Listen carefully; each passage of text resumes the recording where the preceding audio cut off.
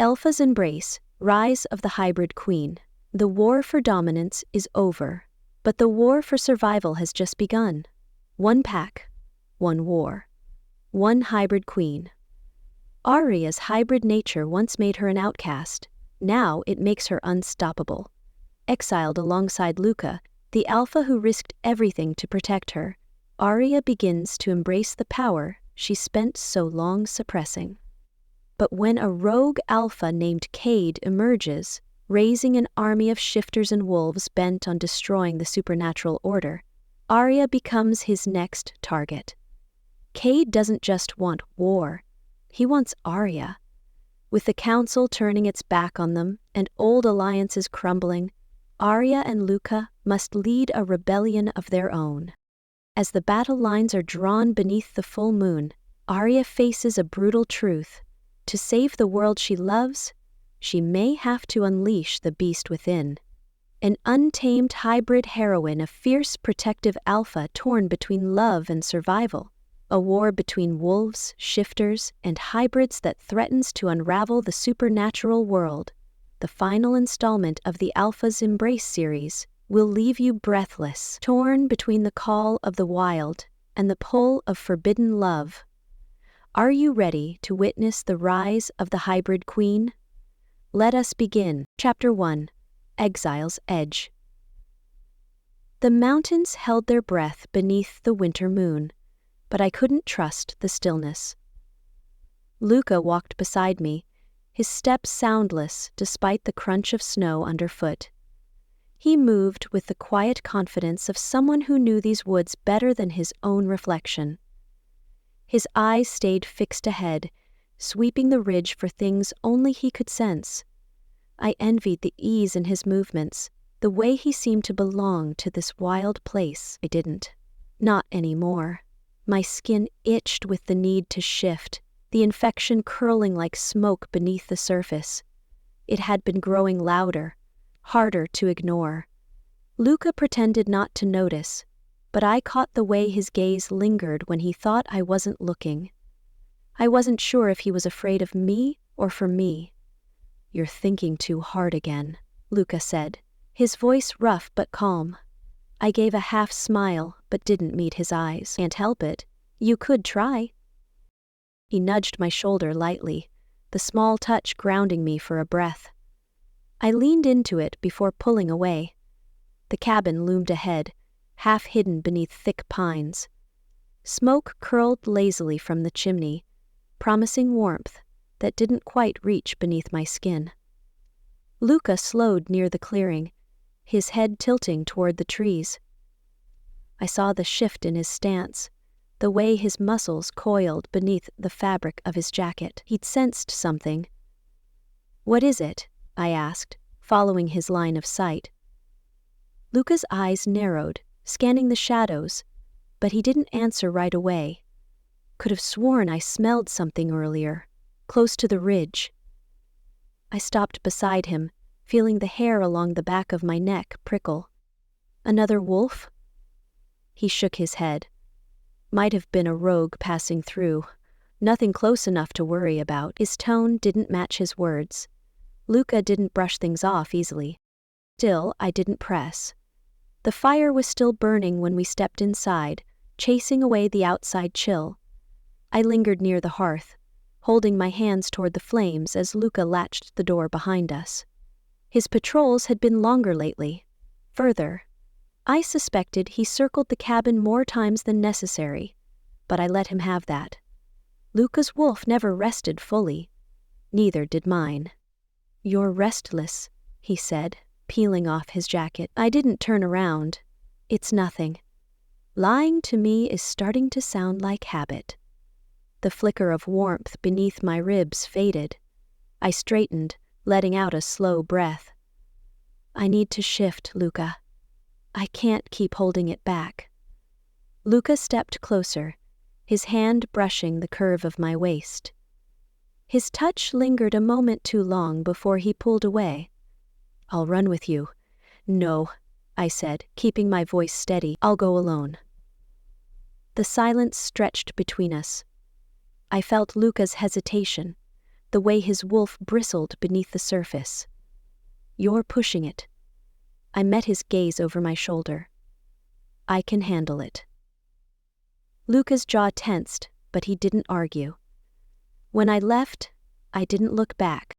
The shift came easily under the moon.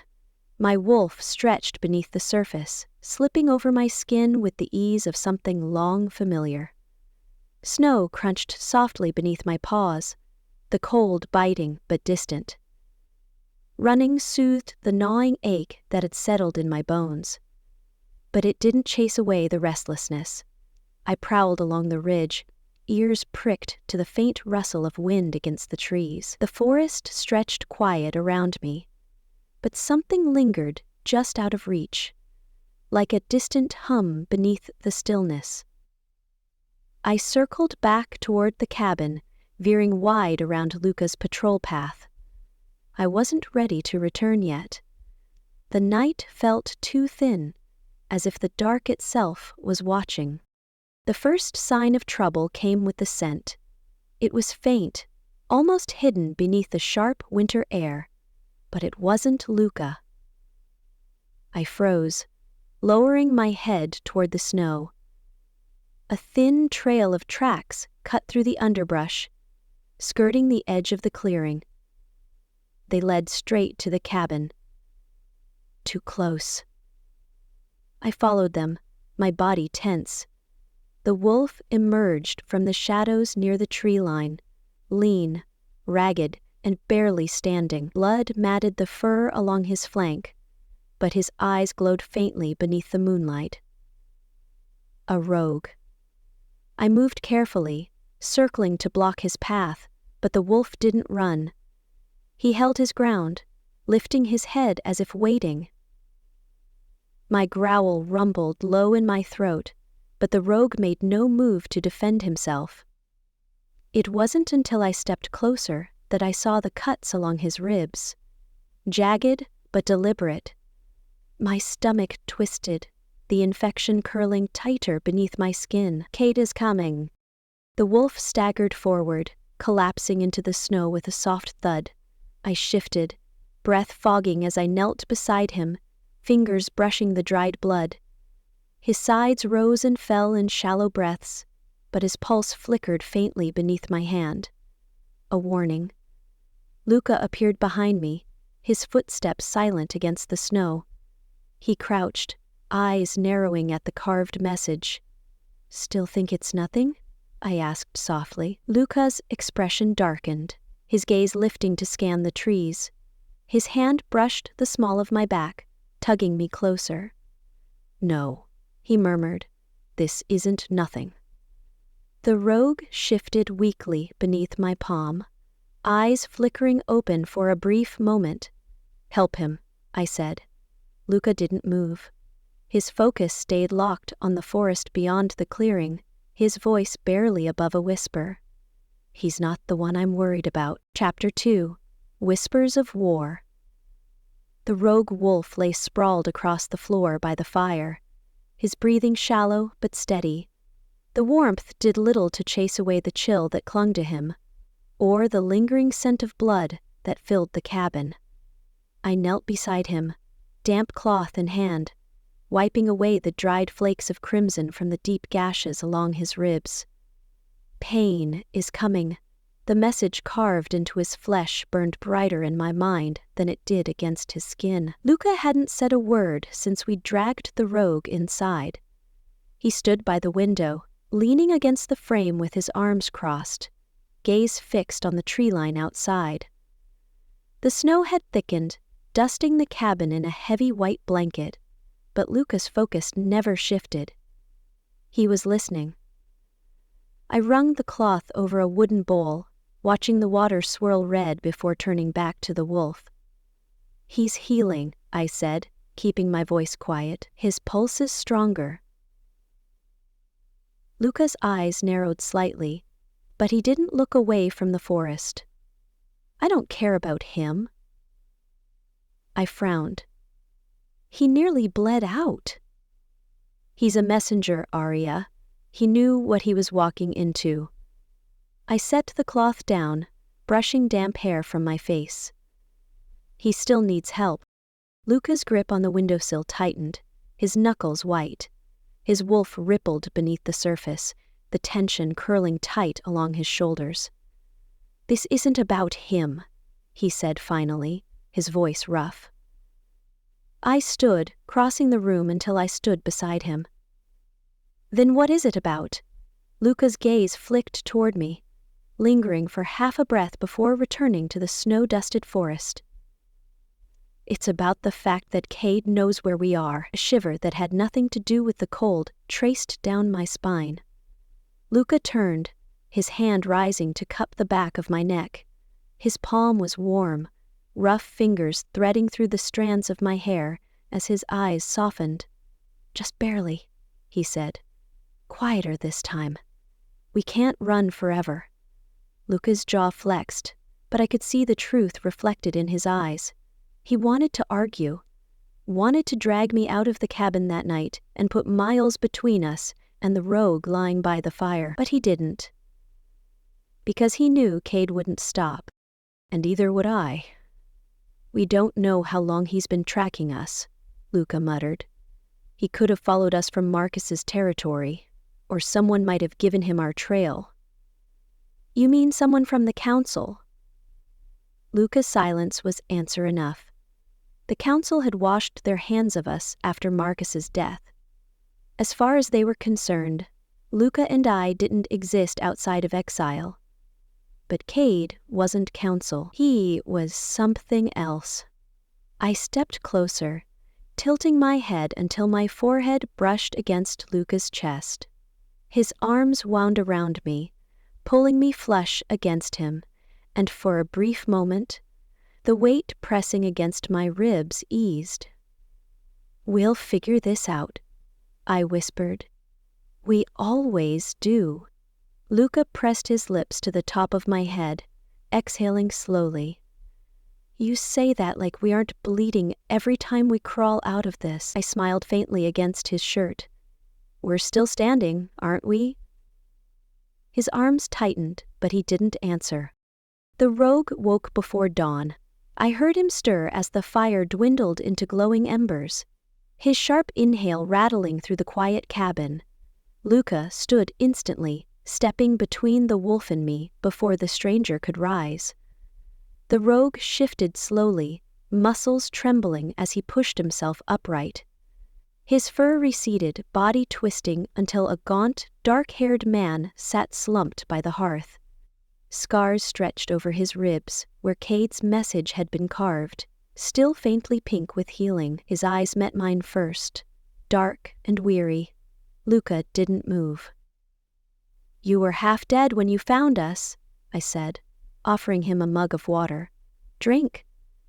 The man hesitated, glancing toward Luca. "I'd take it," Luca said coldly. "Before she regrets saving you." The rogue drank, though his gaze never fully left Luca. "You're Aria," he said, lowering the cup to his lap. His voice was hoarse, as if he hadn't spoken in days. "And you're the one who killed Marcus." I stiffened. "I was there," the rogue added quietly. "Cade sent me to watch." "Ah." Luca's eyes narrowed. "Why?" The rogue met his stare, something hollow lingering beneath the surface. "Because he's waiting for her to break, just like Marcus did." The temperature in the room dropped, but Luca's expression didn't shift. "I'm not Marcus," I said, stepping forward. "And I won't break." The rogue gave a slight, humorless laugh. "That's what Marcus said too." Luca's body tensed, but his focus stayed sharp. "Why are you here?" The rogue set the empty mug down, leaning back against the stone hearth. "To warn you. We got the message carved into your side, thanks." Luca's tone was colder now. I wasn't talking about Cade's arrival. The rogue's eyes flicked to mine, lingering. I exchanged a glance with Luca, tension curling in the space between us. "What is he planning?" I asked. The rogue's lips pressed into a thin line. You'll find out soon enough, he said. He wants you to see it for yourself. I swallowed the unease rising in my throat. The rogue pulled a thin leather cord from around his neck, dropping it into my palm. A small silver pendant dangled at the end. Marcus's. Luca growled low beside me, but I forced my expression to stay calm. Where did you get this? I asked. Cade had it, the rogue replied, gaze flicking toward the fire. Said it was a reminder. A reminder of what? The rogue finally looked up, his eyes shadowed beneath the flickering light. Of what happens when you refuse to kneel. The fire crackled softly, but the rogue's words settled like ice in my veins.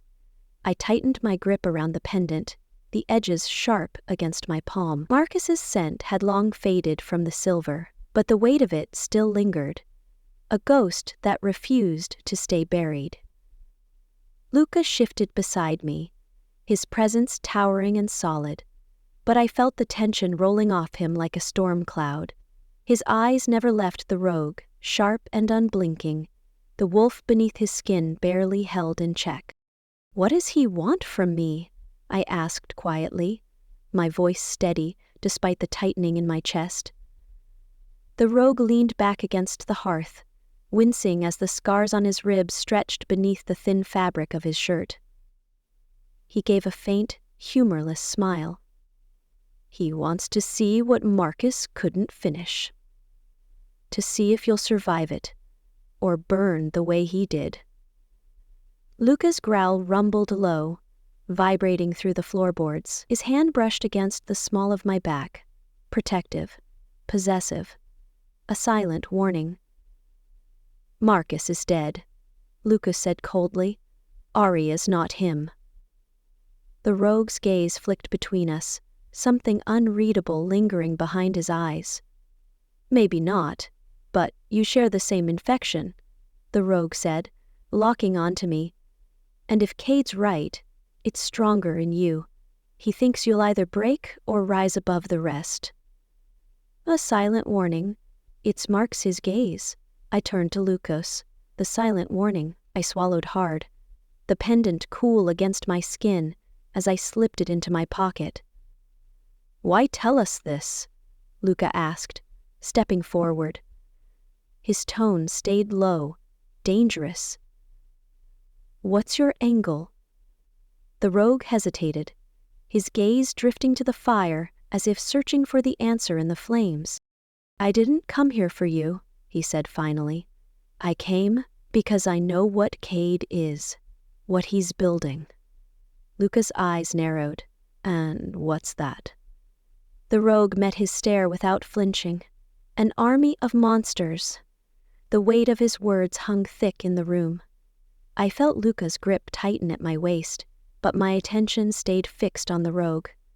There was something in his voice, a raw edge that sounded too close to fear. Hybrids? I asked. The rogue nodded slowly. Not just hybrids.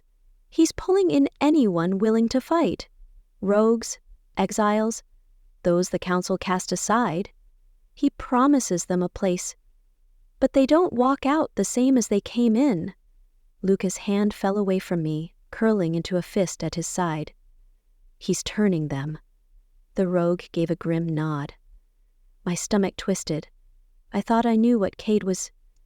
Another alpha, hungry for power, preying on the desperate and the broken. But this was different.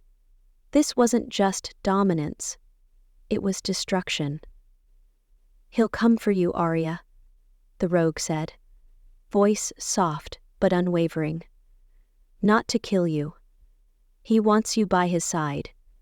If he can't have that, his gaze flicked toward Luca, lingering for half a second too long. I caught the meaning beneath his words. Luca did too. I stepped forward before Luca's temper snapped, placing myself between them. He won't get the chance, I said. The rogue arched a brow, his lips twitching faintly. Let's hope you're right. The door rattled, and Luca's head snapped toward it instantly. The rogue stiffened, his wolf flaring just beneath the surface. "Something's out there," Luca muttered. I moved toward the window, pressing my palm against the cold glass. Snow drifted lazily through the trees, and for a moment, I saw nothing but the pale stretch of the clearing. But then, the shadow moved. It broke from the tree line, low and deliberate, circling the cabin's perimeter. A second shape followed. "Two," I whispered. Luca was already reaching for the knife strapped to his thigh, his gaze sharp as he locked onto the door. "Stay behind me." The rogue pulled himself to his feet with a wince, but Luca shot him a glare. "Sit down. You're in no condition to fight." The rogue gave a dry chuckle, but I caught the unease flickering in his eyes. "That's the thing about Cade's wolves," he said, voice dropping. "They don't care how injured you are. They'll come either way." Slow and deliberate, I felt the infection ripple beneath my skin, curling along my spine. The shift tugged at the edges of my control, but I forced it down, steadying my breath. The door creaked again. The handle twisted. Luca stepped forward, pulling the door open in one fluid motion. A wolf stood on the threshold, his fur matted with ice and blood. His eyes glowed faintly beneath the pale light of the moon, but there was no aggression in his stance. His body trembled. "Help." The word came out rough, half-gruff. The wolf staggered forward and collapsed at Luca's feet. I knelt instantly, my palm pressing to the wolf's flank. His pulse flickered, faint but alive. Luca crouched beside me, his gaze dark as he scanned the trees. "Is he one of yours?" I asked the rogue without turning. The rogue's expression hardened. "No." I exchanged a glance with Luca, my heart thudding against my ribs. This wasn't random. Luca exhaled slowly, brushing the snow from the wolf's fur. "We bring him inside," Luca said, his voice firm. "And after that?" I asked. Luca's gaze met mine, something fierce burning behind his eyes. "After that," he said, "we find out who sent him." Chapter 3: The Wolf at the Door. The rogue wolf lay unmoving by the fire, his breathing steady but shallow. I sat beside him, feeling the scratch of dried blood beneath my nails as I wiped the last of it from his fur. Behind me, Luca paced near the window, his eyes locked on the shadowed tree line beyond the glass. His wolf was restless, the sharp edge of his presence filling every corner of the cabin. The rogue's words hadn't left either of us. "Cade doesn't protect, he collects. You've been quiet," I said softly, wringing out the cloth. Luca didn't respond, his gaze still distant. I could see the tension coiling beneath his skin, the kind that wouldn't settle until something snapped. "You don't trust him?" Luca's reflection flickered in the glass. "Should I?" I glanced down at the rogue, his wounds still faintly glowing beneath the firelight. He hadn't stirred since giving us Marcus's pendant, but the scars Cade left on him told me enough. "I don't know," I admitted. "But I don't think he's lying." Luca finally turned, his expression unreadable as he crossed the room. He crouched beside me, his hand brushing over the rogue's ribs with careful precision. "If he's telling the truth about Cade, this isn't over," Luca muttered. I met his gaze, the weight of his words settling deep into my bones. It never was. The first blow hit hard. Luca's palm struck the flat of my blade, knocking it sideways as I stumbled back, cursing under my breath. "You're moving too slow," Luca snapped, circling me like a predator. His eyes gleamed faintly gold beneath the fading light. "Cade's wolves won't wait for you to catch your breath." I gritted my teeth, rolling my shoulders before lifting the dagger again. "You're enjoying this too much," I muttered. Luca arched a brow. Trust me, I'm not. His blade flashed toward me, but this time I caught it, twisting sharply to force him off balance. Luca shifted easily with the motion, but I saw the faint flicker of approval cross his face. It wasn't enough. Good, he said. Now, again? We'd been at it for hours, the sun long gone beneath the tree line. My muscles ached, sweat clinging to the base of my spine. But Luca didn't ease up. He wasn't just training me, he was testing me. I lunged forward, but Luca caught my wrist mid-swing, spinning me sharply until my back hit the rough cabin wall. His grip tightened, but there was no anger in his hold, only frustration, layered beneath something else.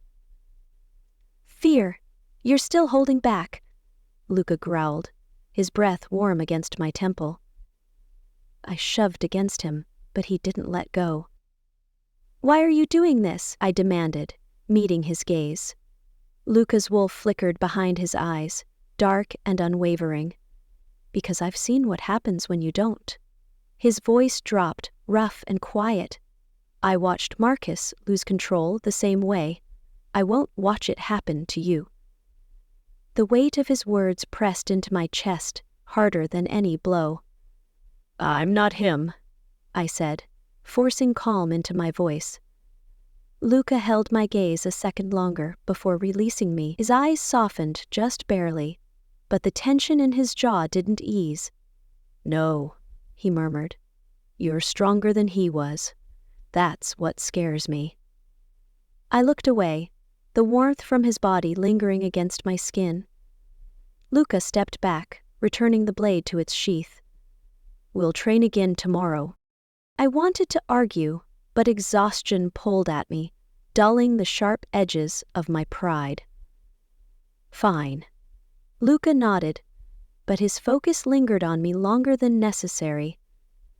I saw it, the worry he didn't know how to voice.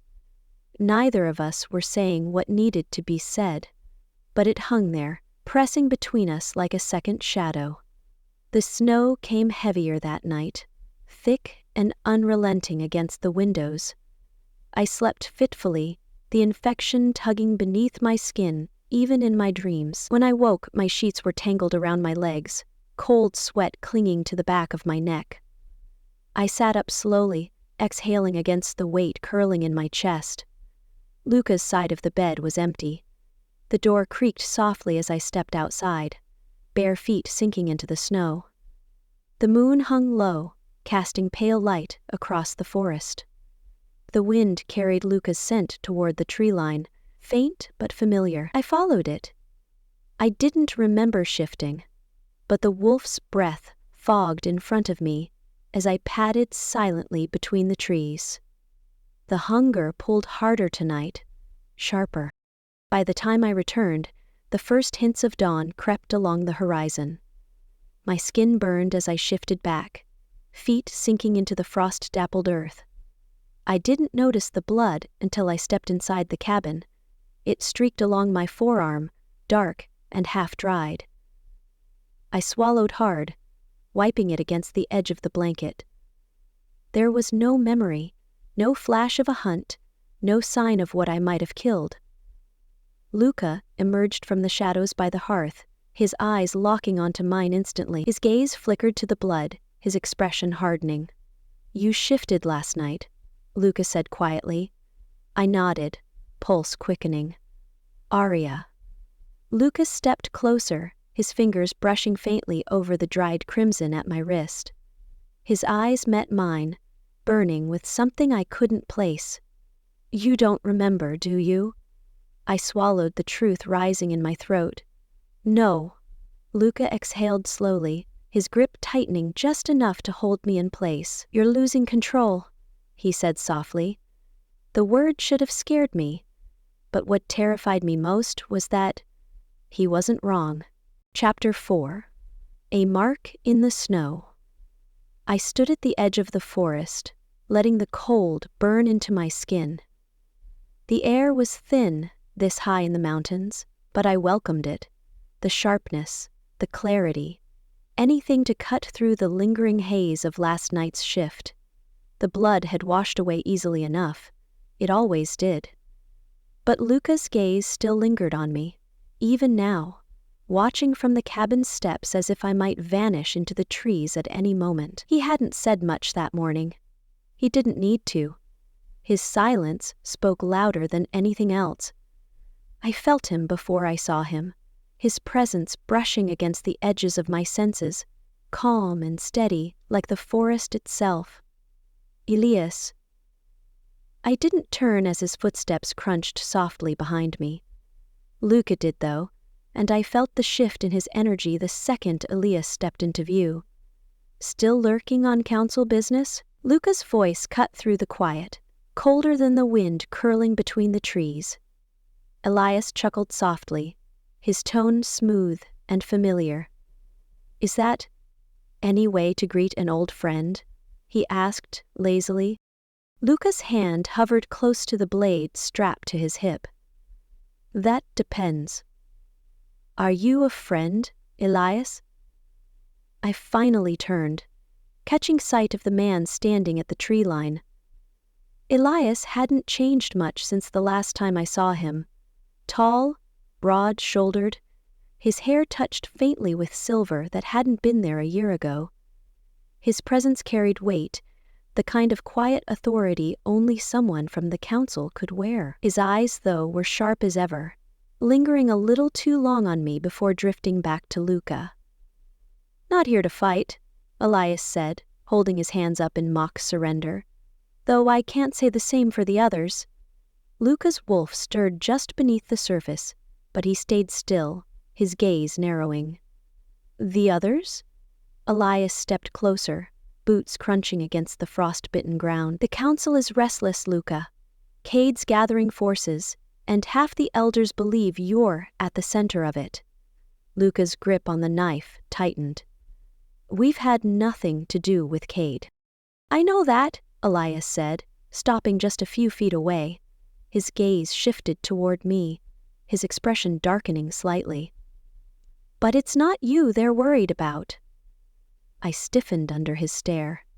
Luca's wolf surged, heat radiating from him as he stepped in front of me, cutting Elias's line of sight. "She's not a threat to them," Luca growled. Elias arched a brow, crossing his arms casually. "You sure about that?" I clenched my fists, forcing the shift to settle as Luca's presence coiled protectively around me. "She's not Marcus, Elias," Luca snapped. Elias didn't flinch. His expression softened, but not enough to ease the tension curling between us. "I know that too," Elias said. "But the elders don't. They see a hybrid, Luca. Marcus may be dead, but his shadow lingers. And Aria's caught in it." The words landed heavier than I expected. Luca's breath slowed beside me, but I could feel the pulse beneath his skin. Quick, sharp. "What do they want?" I asked, breaking the silence. Elias's gaze met mine, something unreadable flickering behind his eyes. "They want to bring you in," Elias said. "Under council protection." A cold weight settled in my chest. "And if I refuse?" Elias exhaled slowly, the faintest trace of regret edging his features. "They'll send someone else. Someone less inclined to offer a choice." "She's not going anywhere. I figured you'd say that." Elias sighed, glancing toward the cabin. "I told them you wouldn't hand her over easily." "You were right," Luca growled. Elias held Luca's glare without backing down. "You can't protect her forever, Luca. Cade won't stop, and neither will the council. Running only paints a bigger target on both of you." I shifted beside Luca, unease curling low in my stomach. Elias's words struck deeper than I wanted to admit. "What are you really offering?" I asked. Elias hesitated, as if choosing his next words carefully. "A chance," he said finally. "Return to the council. Let them see for themselves that you're not a threat. Prove you can control the shifts, and they'll grant protection. I felt Luca's body stiffen beside me. No, Luca said flatly. Elias turned toward him, his gaze narrowing. You don't speak for her. Luca's growl rumbled deep in his chest. She's not going, Luca repeated, his voice colder now. The council doesn't get to cage her because they're afraid of what she might become. I watched the tension coil tighter between them, the air crackling faintly. Elias exhaled through his nose, shaking his head. I didn't come to start a fight, Luca. You started it the second you set foot here, Luca snapped. I placed a hand lightly on Luca's arm, feeling the wolf ripple just beneath his skin. He glanced at me, exhaling softly before stepping back. I'll think about it, I told Elias. Luca's head snapped toward me. Elias, I said I'll think about it. Elias nodded, though I caught the flicker of doubt in his eyes. Don't take too long, Elias said quietly. Cade isn't the only one who's waiting. Without another word, Elias turned and disappeared back into the woods, his footsteps fading beneath the wind. Luca stood still, his eyes hard, as they followed the spot where Elias had vanished. I know what you're thinking, I said softly. Do you? You're angry. Luca's jaw clenched, his wolf burning just beneath the surface. I'm not angry, he muttered. I'm furious. Elias's visit lingered like a bruise long after he left. Luca's pacing hadn't stopped, his energy filling the small cabin like a storm waiting to break. You can't seriously be considering it, Luca said, suddenly, breaking the silence. I sighed, brushing hair from my face. I'm not. Then why didn't you tell him that? Because I needed time, I said, voice firm. I need to think, Luca. He stopped pacing, turning to face me. The council won't protect you. They'll chain you the second they feel threatened. I met his gaze. And what if you can't protect me forever? His wolf flickered in his eyes, but Luca didn't answer. The fire burned low that night. When I woke the next morning, the council's mark was seared into the cabin door. A warning. Chapter 5. Beneath the Ashes. The wind carried the sharp bite of smoke long before I saw the flames. I ran toward the cabin, snow crunching beneath my boots, Luca's footsteps heavy beside me. His presence burned hot with tension, but neither of us spoke as we crested the ridge. And there it was. Fire. It bled against the night sky, thick plumes of black smoke curling from the roof. Orange light flickered through the cracks in the wood, casting wild shadows across the snow. Luca skidded to a halt beside me, his wolf flashing beneath the surface. His gaze swept the tree line, muscles coiled tight, ready to strike. They found us, he growled. I didn't need to ask who. Cade. The word seared into my chest as I gritted my teeth, hands curling into fists. We'd been careful. I should have known it wouldn't matter. Get to the cabin, Luca ordered, his voice rough. I'll cover you. I took a step forward, but Luca grabbed my arm, pulling me back sharply. No shifting, he said, his grip ironclad. Not unless you have to. I met his eyes, seeing the fear buried behind the command. He wasn't afraid of what might attack us. He was afraid of me. The heat surged beneath my skin, curling tighter with every passing second. I'm not helpless, Luca. His eyes darkened. I never said you were. Then let me fight. His jaw tightened, but there wasn't time for more arguments. A low snarl echoed from the woods just beyond the clearing. We weren't alone. Luca shifted, the crack of bones sharp and fluid as his body twisted, fur rippling beneath the moonlight. I followed close behind, the pull of the infection stirring in my veins. But I held it down. Not yet. Luca lunged forward, tearing through the first wolf that broke from the shadows. Blood splattered across the snow, steam rising from the open wound. The rogue dropped heavily, twitching once before going still. Another shape darted from the left. I spun, blade flashing, slicing across the wolf's side as it lunged for me. It yelped, stumbling as Luca's teeth sank into its throat.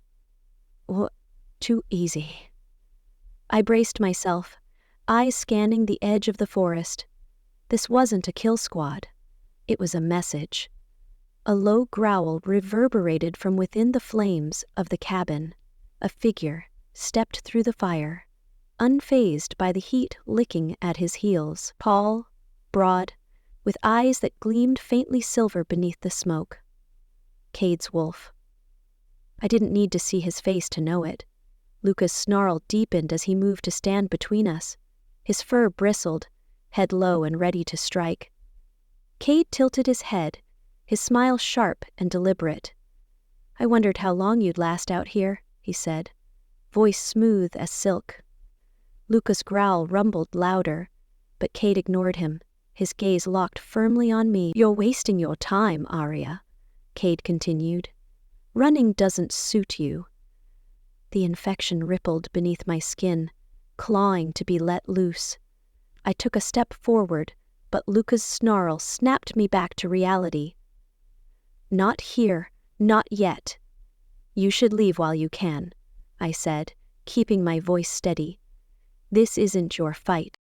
Cade chuckled darkly. "Oh, but it is." His gaze swept over Luca, lingering. "You have no idea what you're holding back, do you?" Luca lunged without warning, jaws snapping for Cade's throat, but Cade was faster. He slipped back into the shadows, his laughter trailing behind him as he vanished into the tree line. The fire burned brighter. "Luca," I called, but he wasn't listening. His wolf chased after Cade, disappearing into the forest like a ghost. Damn it. I turned toward the cabin, flames reflecting in the snow as the roof caved inward with a thunderous crack. The fire twisted higher, sparks flying into the night. I stood frozen, helpless, watching the home we'd built crumble to ash. We ran. The forest blurred around me, every step pulling us further from the burning wreckage. Luca moved ahead, his wolf silent but relentless, weaving between trees with practiced ease. The old den wasn't far, tucked beneath the ridge where the mountains stretched steepest. We slowed as Luca shifted back, breath fogging in the cold air.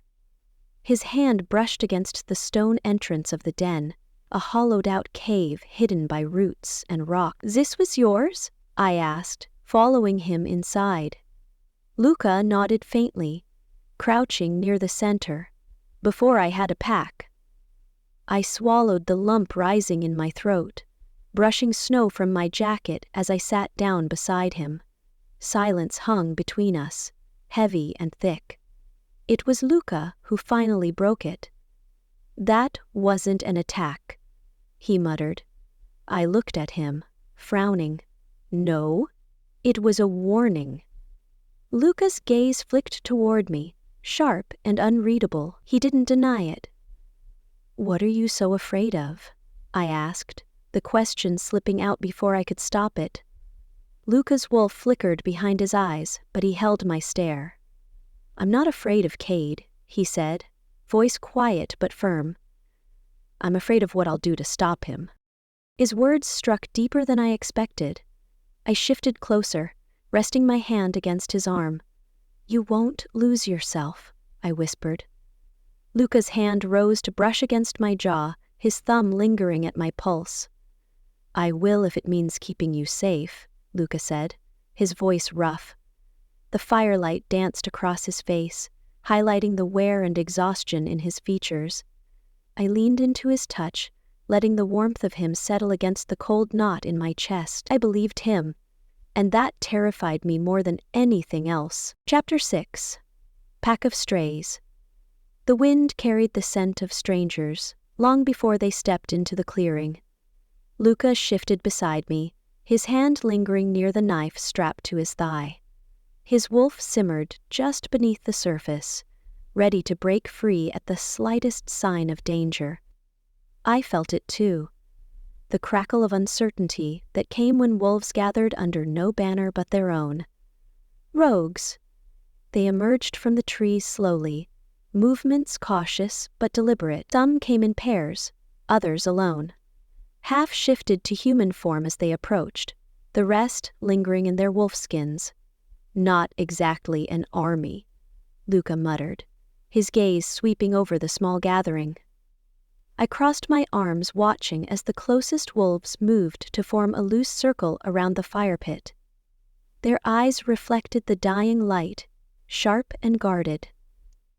"They're what we have," I said softly, and they were what Cade had left behind. That was the unspoken truth hanging in the cold. Every wolf standing before us had been touched by Cade's influence at one point or another. These were the ones who ran, either by choice or survival instinct. Luca stepped forward, scanning the faces around him with the calm authority of someone who'd stood on far too many battlefields. "If you came here looking for a pack," Luca began, "you're in the wrong place. We're not alphas." A ripple of unease passed through the crowd. One of the men stepped forward, a broad-shouldered shifter with jagged scars twisting down his right arm. His wolf lingered close to the surface, glinting in his pale green eyes. "We know who you are," the man said, his gaze landing briefly on me before shifting back to Luca. "Is that a problem?" I asked. "Is that a problem?" The shifter's lip curled faintly. "Depends on how long you plan to keep pretending we're not your pack." The quiet hum of tension grew louder.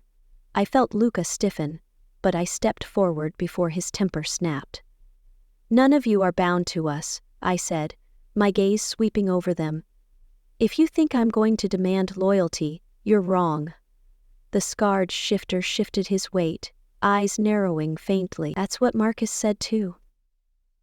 A cold weight settled in my chest, but I forced my voice to stay steady. "I'm not Marcus," I replied. The shifter studied me for a long moment, as if searching for cracks in my calm. But whatever he saw in my eyes seemed to satisfy him. His gaze flicked toward Luca one last time. "We'll follow you," he said finally. "That's enough."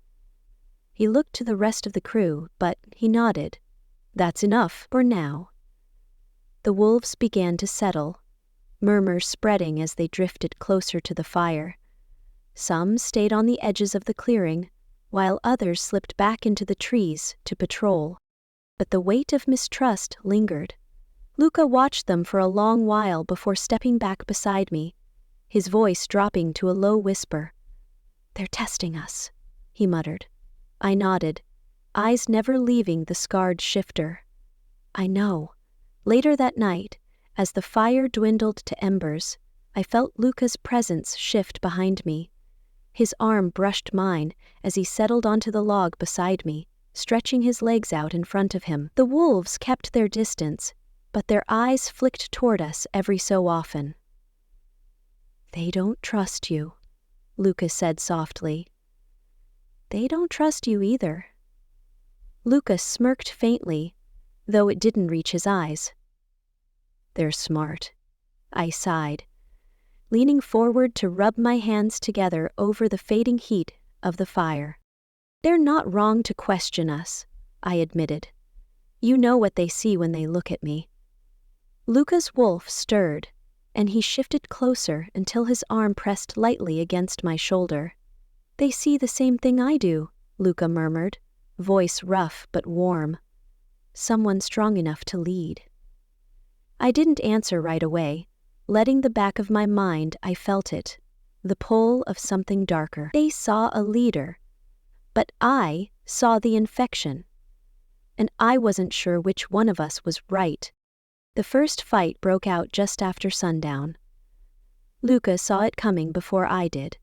His body tensed, eyes sharp, as he tracked the wolves circling the fire. The tension had been brewing all day, rippling beneath the surface like an infection that wouldn't heal. I stood near the edge of the clearing, watching as two rogues squared off by the fire pit, snarling low enough to rattle the air. It wasn't about territory or food, it was about dominance. "Step in before someone gets killed," Luca muttered beside me, his hand already hovering near the hilt of his blade. I shook my head. "Let them work it out. They're testing boundaries, Aria. They need to know who's in charge." I met Luca's gaze, seeing the wolf flickering behind his eyes. That was the problem. Luca led like an alpha, even when he didn't want to. His wolf demanded order, submission, but these weren't pack wolves. And they weren't looking for a leader to follow. "They'll stop when I tell them to," I said, voice steady. Luca's eyes darkened, but he didn't argue. I stepped forward, crossing the clearing slowly, letting my gaze sweep over the gathered wolves. The air thickened as they noticed me, their growls tapering off into tense silence. But not all of them backed down. One rogue remained by the fire, broad shoulders tense beneath his dark skin. His hair hung in wild braids down his back, sharp scars cutting jagged paths over his knuckles. Devon. I remembered him from Marcus's old pack, one of Cade's former wolves who had defected when things turned bloody. Devon's gaze flicked to Luca, something cold lingering in his eyes. "You keep him on a short leash, Aria," Devon growled. "Might be time you pull him tighter." Luca's wolf bristled beside me, but he didn't step forward. Not yet. "He's not the one you should be worried about," I replied, letting the infection rise just enough to darken my tone. Devon's smirk twisted into something more dangerous. "I wasn't talking to you," he said, gaze snapping to Luca. "I'm talking to him." "You're bound to the old ways, Luca, still playing by council rules while the rest of us bleed out here?" Luca's growl rumbled low in his chest. "Careful, Devon, you're starting to sound like Cade." The air shifted. Before I could stop him, Devon lunged. Luca moved fast, his blade flashing as he sidestepped the strike, slamming Devon's arm aside and driving his fist into the rogue's ribs. Devon stumbled, but he recovered quickly, shifting mid-air. His wolf hit the ground hard, teeth snapping as Luca shifted to meet him head-on. Wolves circled, snarling low as the two alphas clashed in a violent whirl of claws and teeth. Devon fought hard, but Luca fought harder. Years of experience, sharpening his every strike. It ended as quickly as it started. Devon's body hit the snow with a heavy thud, pinned beneath Luca's wolf. Luca's jaws hovered at his throat, breath heavy and hot against Devon's fur. One bite, and it would be over. But Luca hesitated. His wolf stared down at Devon, waiting, offering him a chance to submit. The moment stretched too long. The others saw it too. I took a step forward, shifting before my boots even touched the ground. The change burned beneath my skin, silver claws cutting deep into the frost as I moved beside Luca. Devon's gaze met mine, defiance flashing in his dark eyes. I didn't snarl. I didn't growl. I stepped closer, sinking my teeth lightly into the side of his neck, just enough to draw blood. Devon went still beneath me. His body trembled once before shifting back, bare skin catching the flicker of the firelight. He didn't stand. He knelt, and the others followed. Luca shifted beside me, his chest still heaving with the weight of the fight, but his eyes flicked to mine, and for the first time, I saw it. They weren't bowing to him. They were bowing to me. The realization struck harder than I expected. Luca stepped back, his wolf pulling away from the center of the clearing, but his gaze stayed locked on me. I could feel the tension burning just beneath his skin, but he said nothing as I helped Devon to his feet. The rogue wiped blood from his mouth, shaking his head faintly. "You fight like him," Devon muttered, his voice just low enough for me to hear. I stiffened. "Like who?" Devon's gaze flicked toward the mountains where the trees bent beneath the weight of the wind. "Cade." Later that night, as the others settled around the fire, Luca found me near the edge of the den, arms crossed as I watched the snow falling softly over the clearing. "You should have let me handle him," Luca said quietly. I shook my head, not looking away from the firelight. "That wasn't your fight." Luca's hand brushed my arm, warm despite the cold seeping into my bones. "They see you differently now," he said, his voice quieter. I met his gaze, searching the flicker of gold in his eyes. "And you don't?" Luca's expression didn't shift, but something softened beneath his features. "I've always seen you differently, Aria," Luca murmured. "That's the problem." I wasn't sure what to say to that, so I let the silence linger between us. I hadn't wanted this. I never asked to lead. But as I watched the wolves gather beneath the night sky, I knew one thing with certainty. They followed strength. And right now, I was the only one willing to bleed for it. Chapter 7. Shadows Between Us. Luca's side of the bed was cold. I stretched my hand across the empty space, feeling only the rough brush of blankets beneath my fingertips. The fire had burned low in the hearth, leaving the cabin cloaked in shadows. But I didn't need the light to know Luca wasn't coming back tonight again. He'd been gone every night for the past week, his scent lingering faintly in the doorway by morning, proof that he'd returned only after I'd fallen asleep. I hated how easily I noticed. The steady presence of him had become something I relied on, even when I didn't want to admit it. Now, with the pack growing restless, and Cade's shadow stretching closer, the empty space beside me felt heavier than I could stand. I pushed the blankets aside, slipping into my boots without bothering to light the lantern. The snow had settled deep over the forest floor, muffling the sound of my steps as I moved toward the clearing. I didn't need to go far. Luca's silhouette stood at the edge of the ridge, his wolf barely visible beneath the moonlight. His head lifted as I approached, but he didn't turn. "You weren't subtle about leaving," I muttered, crossing my arms against the cold. Luca shifted easily, his bare feet sinking into the snow as he straightened. The moon caught the sharp edges of his face, casting shadows beneath his eyes, the kind that hadn't faded in days. "You should be resting," Luca said, his voice low. I arched a brow. "So should you." Luca's jaw tightened, but he didn't argue. His gaze flicked toward the distant line of trees, where the mountains stretched beyond the clearing like jagged teeth. "I couldn't sleep," he admitted finally. I watched him carefully, noting the tension that lingered in his posture, the way his shoulders remained stiff, muscles coiled as if ready to spring. He hadn't been sleeping at all. "You've been doing this every night," I said softly. Luca's eyes darkened, but he didn't deny it. "Someone has to patrol," he muttered. "Cade's scouts could be circling the ridge." "They're not." "You don't know that." I stepped closer, catching the faint flicker of gold beneath Luca's gaze. His wolf was near the surface, but there was something else. Something Luca wasn't saying.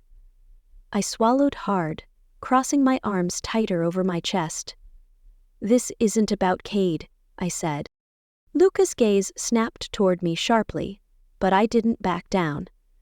"You're avoiding me," I continued, voice quieter now. "Why?" Luca's hand twitched by his side, his fingers curling into a fist.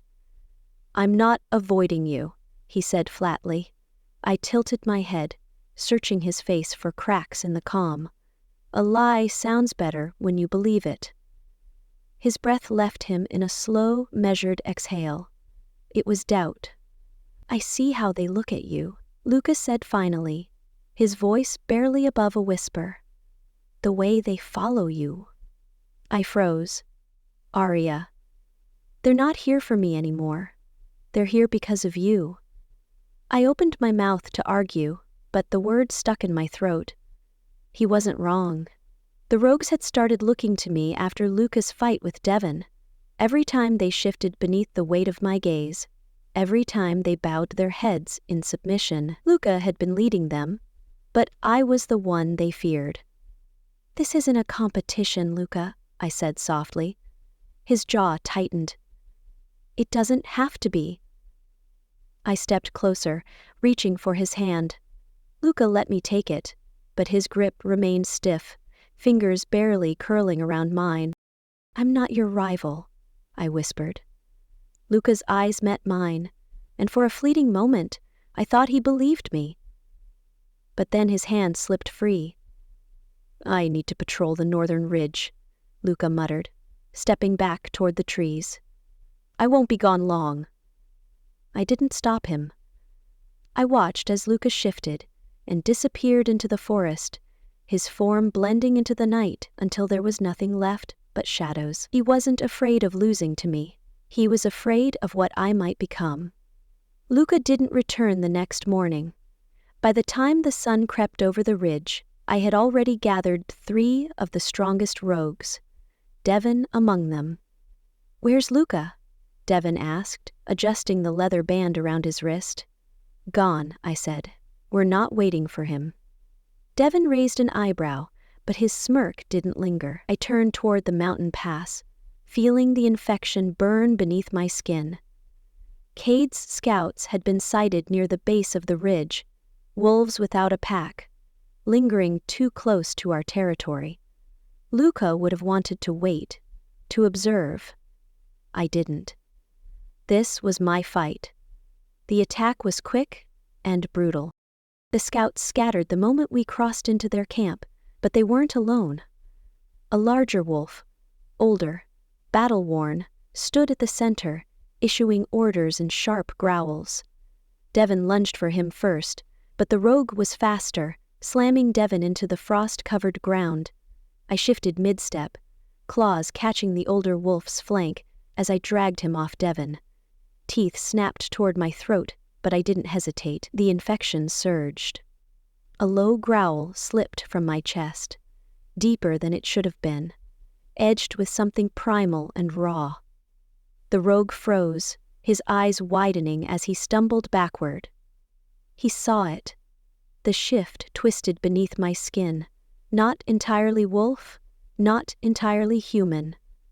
The others stared as the rogue fled into the woods, leaving blood in his wake. Devon coughed, pressing his hand to the gash along his ribs as he staggered upright. "You could have warned me," he muttered, but his eyes flicked to my form, the silver tint lingering in my gaze.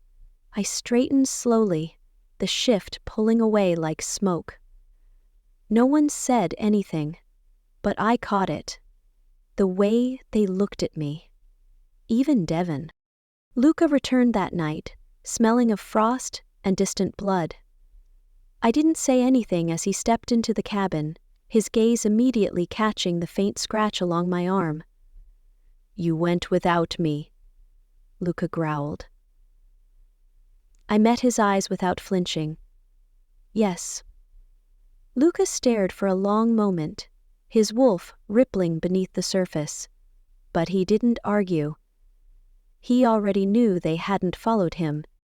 The cabin door shut behind Luca with a heavy thud, sealing the cold outside, but the frost followed him in, trailing beneath his skin, tightening his shoulders. He didn't speak at first. I watched from the far side of the room, leaning against the table where the remnants of our meager dinner still sat untouched. The fire crackled low between us, but it wasn't enough to soften the tension hanging thick in the space. Luca's gaze drifted to the faint scratch along my arm, the only mark I hadn't bothered to hide. His wolf flared behind his eyes, gold flickering beneath the surface like a low-burning ember. "You led them," he said quietly, though his voice carried an edge sharp enough to cut. I straightened, letting the weight of his words settle over me. We needed to move. The scouts were too close. Luca's eyes snapped to mine, dark with something I couldn't place. So you thought it was a good idea to go alone? Without telling me? Rosie. I held his gaze without flinching. You weren't here. The silence stretched between us, coiling tighter with every passing second. Luca's hand twitched at his side, as if itching to grab the blade strapped to his thigh, not out of anger, but out of habit. He always reached for a weapon when the world spun out of control. They could have killed you, Aria, Luca growled, taking a step closer. They didn't. That's not the point. Then what is the point, Luca? I snapped, pushing off the table. The infection burned beneath my skin, coiling at the base of my spine, but I kept it in check. I wouldn't shift now, not in front of him. Not while his wolf was already circling. You've been avoiding me for days, I said, voice lowering. I know what you're doing. You think if you keep me at arm's length, you can stop this from happening. Luca's jaw tightened. That's not. You're scared of me, I interrupted, stepping closer until the space between us vanished. Luca's breath slowed, eyes locked on mine as the tension hummed in the air. I'm not scared of you, Luca muttered, his voice dropping an octave. His gaze flickered down, lingering on the place where my hand brushed against his waist. I let it stay there. Ready to let her go. His voice was hoarse, edged with something raw and unspoken. I swallowed hard, my pulse thudding loud enough for both of us to hear. Luca's grip on my arms tightened, holding me in place, not forcefully, but like he was afraid to let go. His wolf was too close. So was mine. The air between us thickened, and for a brief moment, the weight of everything else, Cade, the council, the pack, fell away. All that remained was Luca's hands on my skin, and the fire burning low in his eyes. I shifted closer, feeling the heat of his breath brush against my lips. Luca didn't move away, but he didn't kiss me either. His wolf hesitated, lingering on the edge of something that could either break us or pull us tighter together. Aria, Luca whispered, voice rough. I didn't let him finish. My hands tangled in his shirt, dragging him forward until our mouths met. Luca responded instantly, the tension snapping as his arms slid around my waist, lifting me just enough to pin me against the edge of the table. The kiss was hard, desperate, edged with the frustration we hadn't spoken aloud. Luca's fingers dug into my hips, dragging me closer, as if trying to drown out whatever walls still lingered between us. But even now, I felt the restraint lingering beneath his touch. He was holding back. I broke the kiss first, breathless, forehead still pressed to his. Why do you keep pulling away from me? I asked, voice softer now. Luca's grip loosened slightly, but he didn't step back. His hand rose to brush a stray lock of hair from my face, fingers lingering at the curve of my jaw. It's not you I'm pulling away from, Luca admitted. His eyes darkened, voice thick, with something I couldn't quite unravel. Luca's eyes flickered gold, wolf flashing briefly beneath the surface. They're following you, Aria. I see it every time we stand in front of them. It's you they're loyal to, not me. I swallowed hard, feeling the weight of his words press against my ribs. I didn't ask for this, I whispered. Luca exhaled slowly, his hand brushing down my back. I know, but that doesn't change the fact that they'll listen to you over me, and one day, Cade's going to see that too. Cade already knew. I didn't say it aloud, but the thought lingered, twisting tight in my chest. I can handle him, I said, steady but quiet. Luca's gaze softened, but there was still doubt lingering behind his eyes. I know you can, Luca whispered. His thumb traced small circles against my waist, grounding me. But that doesn't mean I'll stop trying to handle him for you. I didn't know whether to be grateful for that or furious, so I didn't say anything. Instead, I let Luca hold me there in the quiet, the fire flickering softly between us. Tomorrow, the pack would still expect me to lead. But tonight, for just a little while, I let Luca carry the weight. Chapter 8. The Weight of the Crown. The wolves circled the clearing like shadows, their eyes flickering gold beneath the light of the full moon. I stood at the center, feeling their gazes press against me like iron. Luca lingered at the edge of the fire, silent but present. He wasn't standing beside me this time. He was letting me lead. It felt strange, unnatural, almost. Luca had always been the one to command attention, to issue orders that the pack followed without hesitation. But now, as I stepped forward, I felt the weight of that responsibility shift onto my shoulders, and they were watching. Every decision, every command. The rogues followed Luca out of obligation. They followed me out of fear. I exhaled, pushing the thought aside. "Devin," I called, my voice cutting through the cold. The broad-shouldered wolf stepped closer, his expression unreadable beneath the scars lining his jaw. He knelt beside the fire, tossing another log onto the embers. "We need to move closer to the base of the ridge," I said, keeping my voice steady. "Cade's scouts are circling lower each night. We intercept them before they get too close." Devin arched a brow, but he didn't argue. "And if they lead us to Cade's main force?" I glanced toward the distant tree line, where shadows pooled beneath the heavy branches. "Then we see how far they're willing to run." A few of the younger wolves shifted nervously, exchanging brief glances, but none of them spoke. The tension hung heavy in the clearing, thicker than the frost curling at the edges of the fire. "Aria," Luca's voice came from behind me, low, but Mika. I turned slightly, catching the faint crease in his brow. "This isn't just a patrol," Luca said. "You're drawing them out." I met his gaze, unflinching. "That's the point." Luca's jaw tightened, but he didn't step forward. This was what he wanted. He'd told me to lead. Now he had to watch as I did.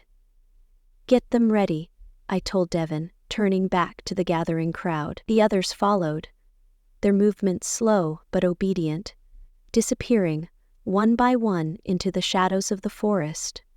Only Luca remained.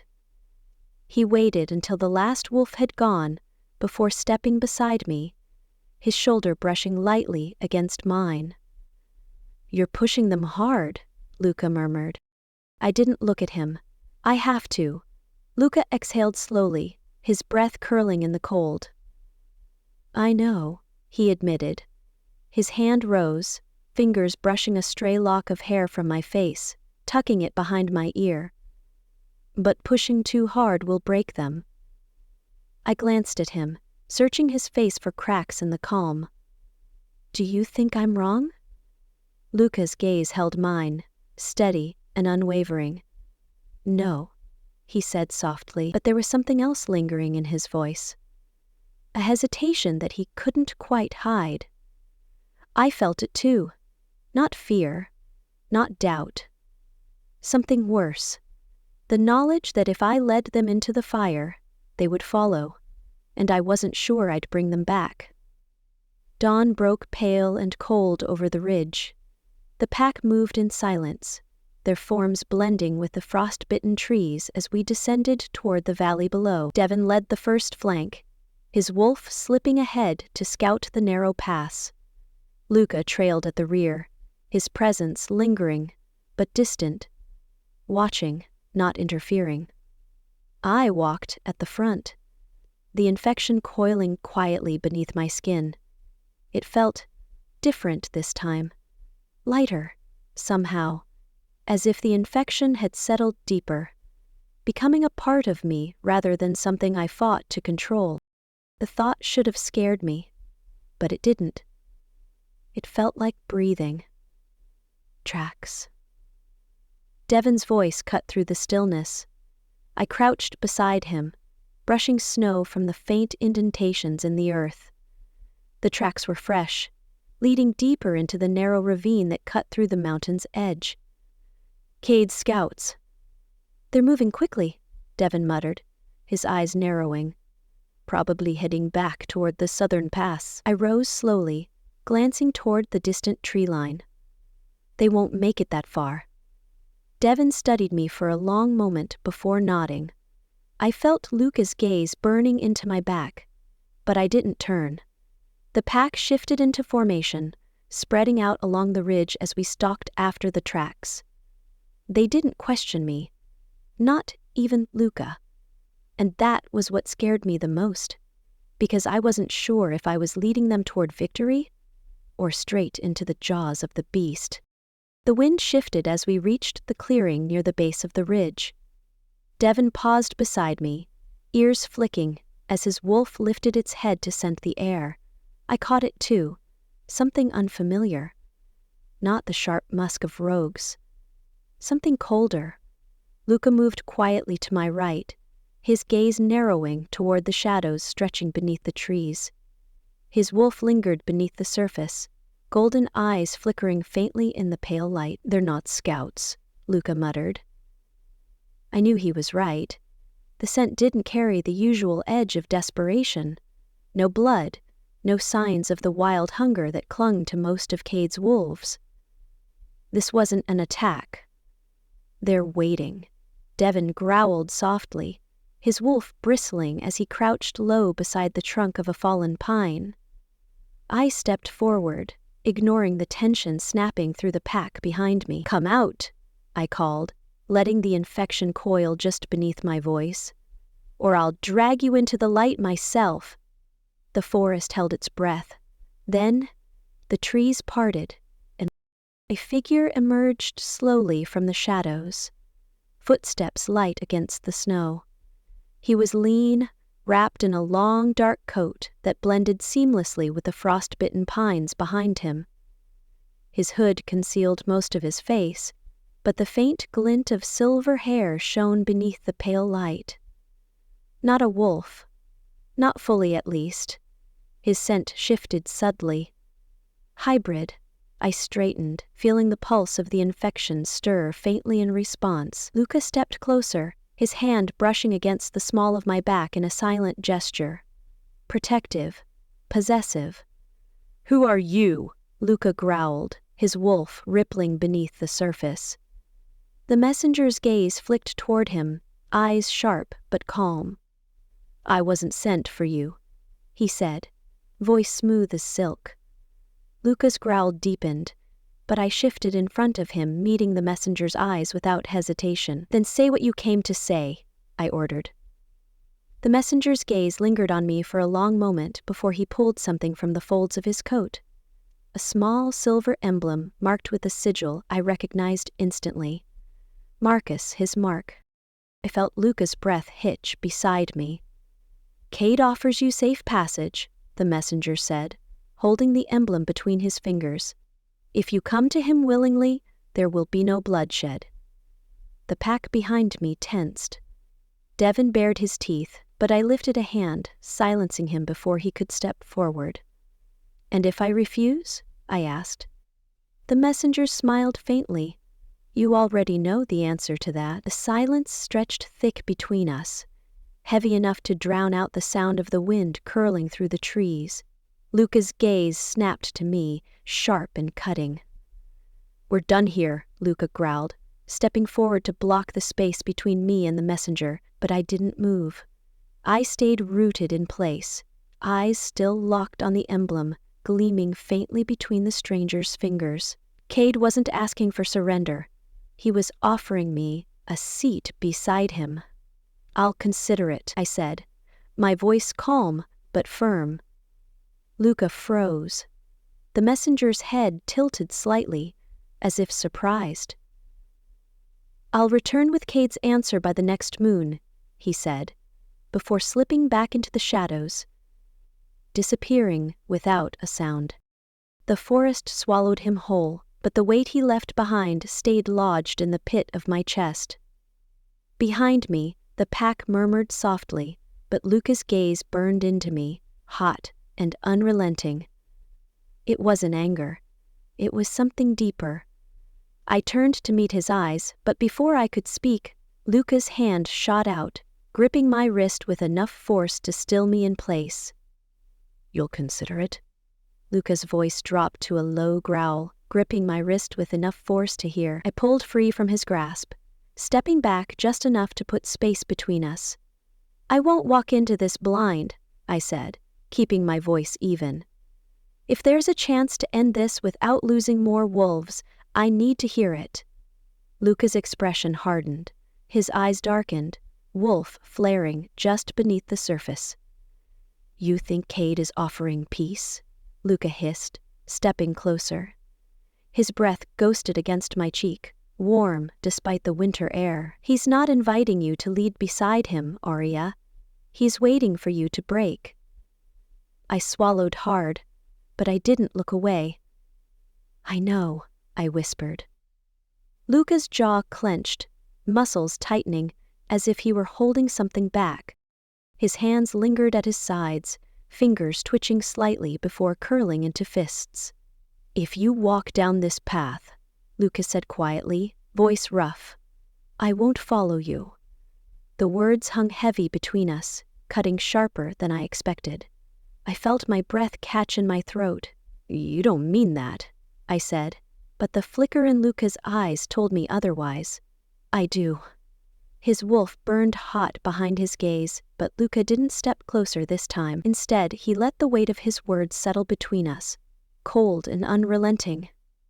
"You said you trusted me to lead," I whispered, my voice soft but edged with frustration. "Was that a lie?" Luca exhaled slowly, the fight flickering in his eyes dimming just enough to show the cracks in his calm. "I trust you," Luca murmured. "But I don't trust Cade. And I won't watch you turn you into something you're not." I swallowed the knot forming in my throat. "This isn't about him," I said. "It's about them. The pack is bleeding, Luca. If we don't take every chance to protect them, what's left to fight for?" Luca's eyes lingered on mine, softening slightly, but he didn't answer. And somehow, that was worse. That night, as the pack settled beneath the trees, I stood alone at the edge of the ridge, the emblem still cold in my hand. Luca didn't come to stand beside me, and for the first time, I wondered if the space growing between us wasn't something I could pull back. Chapter 9. The Line Between Us. The wind whispered of blood before the wolves arrived. I felt it stir along the edges of the forest long before Devon's scout returned. The air carried a sharpness, something heavier than the usual cold, that clung to the ridge. Luca wasn't beside me when it happened. He'd left the night before, slipping away from the cabin as the fire burned low. I hadn't asked where he was going. Lately, I stopped asking. I stood at the edge of the clearing, boots half buried in snow as I watched the distant mountains. The moon hung low, its silver light barely touching the treetops. Devon's footsteps broke the silence, crunching against the frost as he stepped beside me. "They're pushing down from the south," Devon growled, shaking snow from his cloak. His wolf lingered just beneath the surface, bristling as he spoke. "Cade's men torched a camp near the valley. 3 dead, maybe more." I kept my eyes on the horizon, swallowing the anger rising in my throat. Three more wolves who wouldn't survive this war. Luca's absence weighed heavily at my back. "They're driving the survivors toward us," Devon continued, his gaze narrowing. "I can lead a small group to intercept. The rest will stay behind and—" "No." Devon frowned. "What do you mean, no?" I finally turned, watching the fire flicker in his eyes. "If we sit here waiting for the next camp to burn, We'll be chasing smoke until the snow melts, I said, tightening the leather straps of my coat. We need to meet them before they reach the next ridge. Devon hesitated, his head tilting slightly. And Luca? The name twisted something in my chest, but I forced it down. He's not here, I said. I'll lead the raid. Devon's eyes narrowed faintly, but he didn't argue. Good, I muttered, already stepping toward the tree line. Get them ready. We leave at first light. Luca found me just as the pack was gathering. He stepped out from the shadows near the far side of the clearing, the faint glow of dawn catching the edge of his coat. His eyes flicked to the line of wolves preparing to descend toward the valley. You're taking them, Prawn, you're taking them to the valley, Luca said quietly, his breath curling in the cold. I pulled the strap of my blade tighter across my chest, not bothering to deny it. Cade's scouts are moving faster, I replied, sliding the dagger into place. I won't sit here waiting for him to pick us apart piece by piece. Luca's gaze darkened, but his wolf stayed silent. You're splitting the pack, Luca said carefully. That's what he wants. I met his eyes, unflinching. I know what he wants, Luca. I'm just not willing to give it to him. Luca's hand twitched at his side, but he didn't move closer. This isn't the way, he said, his voice rough but low. We regroup. Strengthen the perimeter. Cade's wolves will come to us eventually. I exhaled sharply, shaking my head. And how many will die waiting for that to happen? The space between us stretched thin, and for a brief moment, neither of us spoke. I'm not Marcus, I said softly, but the words felt heavy as they left my mouth. Luca's gaze flickered, but he didn't respond. He didn't have to. The memory of Marcus's downfall lingered between us, like a scar neither of us could fully forget. I swallowed the weight of it and turned toward the waiting pack. Don't follow me if you don't want to, I said over my shoulder. But I won't stand by and let him burn down everything we've built. Luca didn't stop me. He let me walk away. That should be the first sign. By the time we reached the valley, the camp was already gone. Smoke curled over the ridge, thick and black, staining the pale sky. The few rogues that remained scattered at the edge of the tree line, blood splattered across the snow. I shifted the moment we crested the hill. The wolf came easier now, sliding beneath my skin like second nature. My paws hit the ground silently, claws sinking into the frost as the infection stirred beneath the surface. The first scout broke from the woods seconds later. I caught him before he could run. His body crumpled beneath the weight of my wolf, bones snapping as I crushed him to the ground.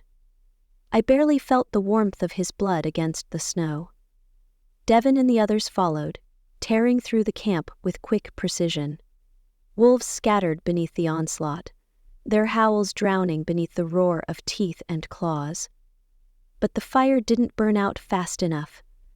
I caught the second wolf mid-lunge, twisting him to the ground as the shift tore through me. The infection twisted differently this time, deeper, sharper. By the time I shifted back, the rogue was gone, and so was the control I'd fought to keep. Devon's voice cut through the haze just as I turned, his body half-shifted and bleeding. His eyes locked on mine. I stopped moving. Blood dripped through my claws, then back to me. He didn't say anything. He didn't have to. I'd almost killed him. Lucas found me later that night. I sat alone by the fire, watching the flames twist higher beneath the weight of the silence. I felt him approach, but he didn't step closer. He lingered at the edge of the clearing, just outside the firelight.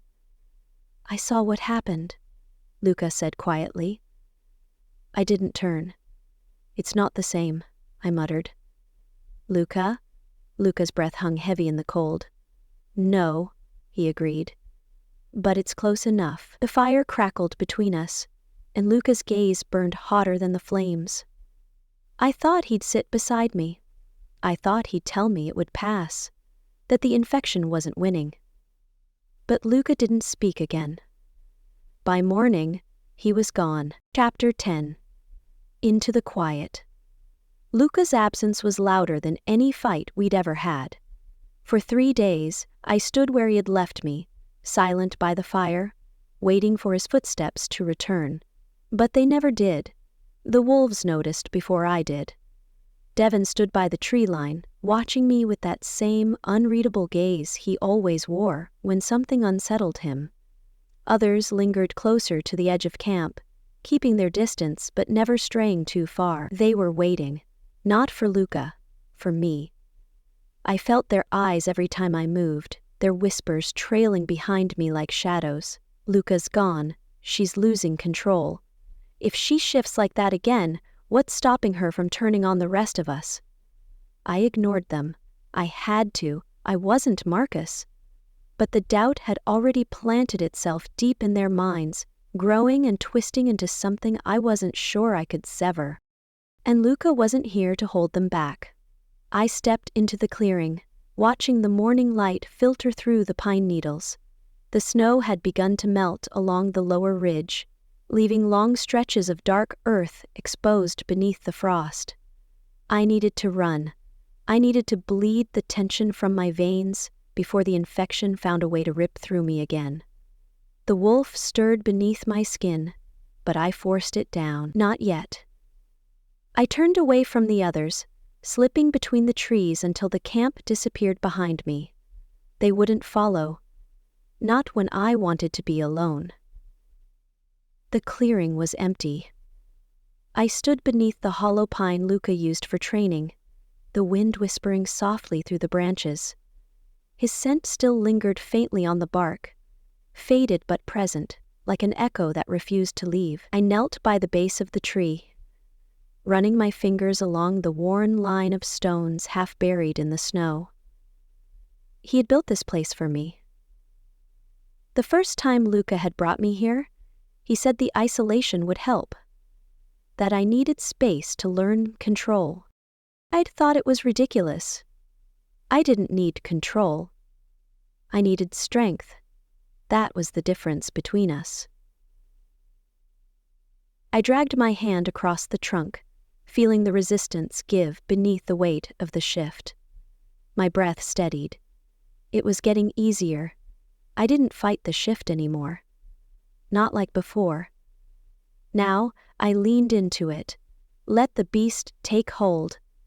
That was the only way to survive this. The council didn't understand that. Neither did Luca. But Cade did, and that was what scared me most. By the time I returned to camp, the sun had dipped low against the horizon, bleeding pale light over the ridge.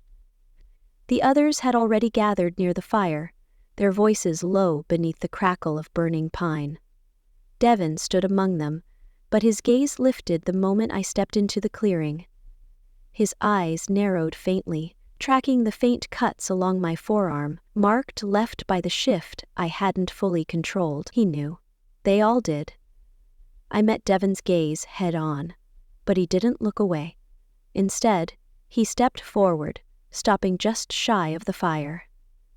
"They're saying Luca's not coming back," Devon said quietly, his voice low enough that the others wouldn't hear. I swallowed hard.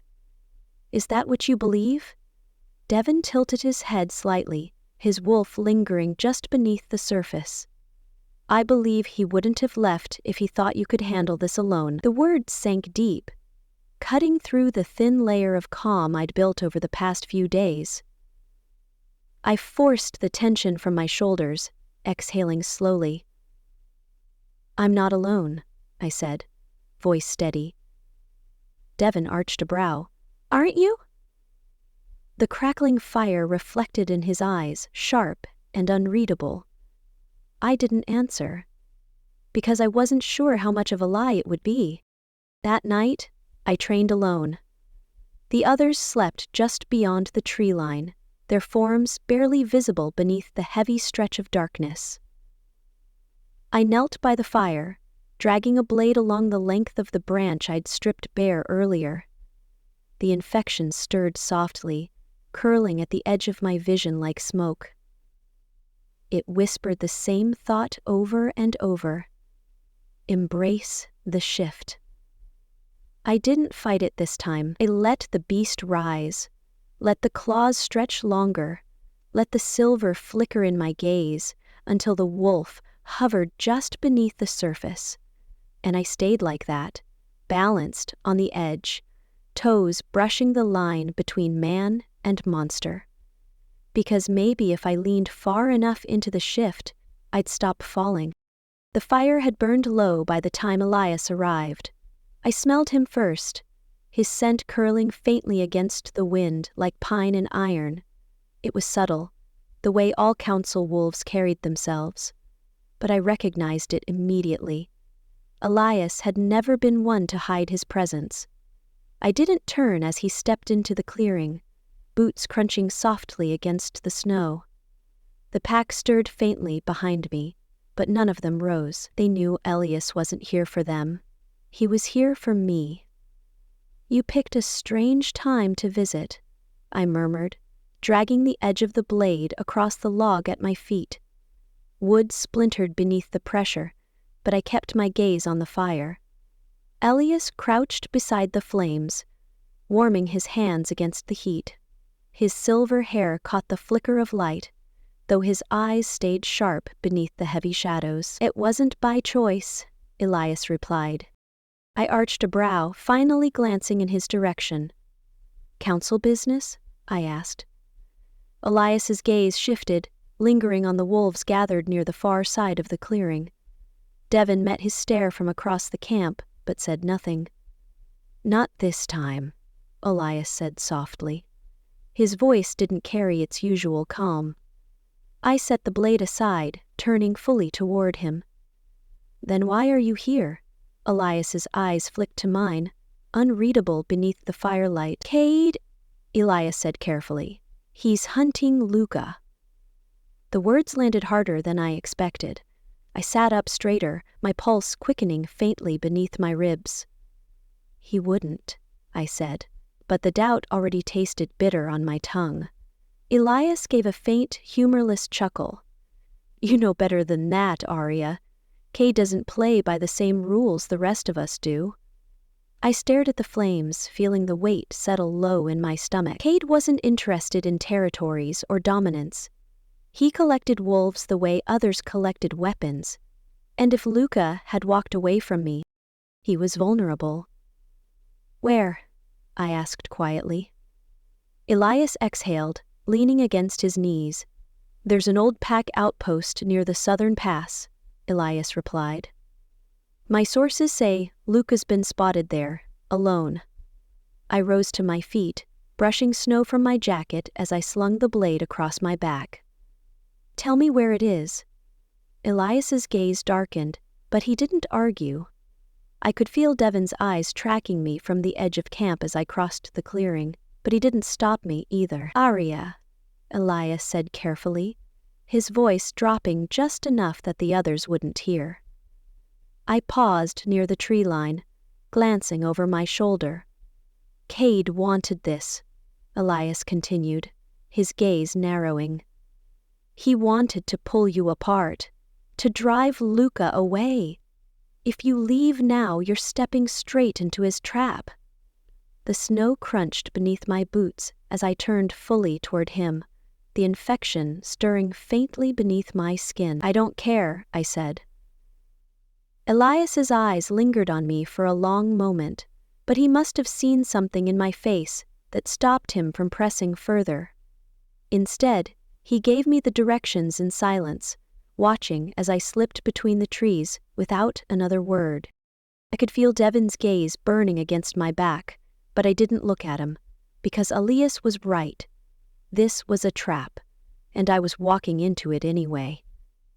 The forest was quiet as I ran, snow scattering beneath my feet. The infection curled softly in my veins, thrumming with each step as the moonlight filtered faintly between the trees. I tracked Luca's scent along the narrow ridgeline, following the faintest traces of him beneath the cold. It wasn't hard to find. His scent lingered, strong but distant, like he'd been walking this path alone for days. I clenched my jaw, pushing harder against the wind. He left because of me. I knew that, but I wasn't going to let him die for it. The outpost came into view as I crested the ridge. It sat just beyond the valley, tucked into the mountain's edge, where the forest began to thin. The roof had partially collapsed beneath the weight of the snow, but faint smoke drifted from the chimney. I slowed, shifting back to human as I approached the entrance.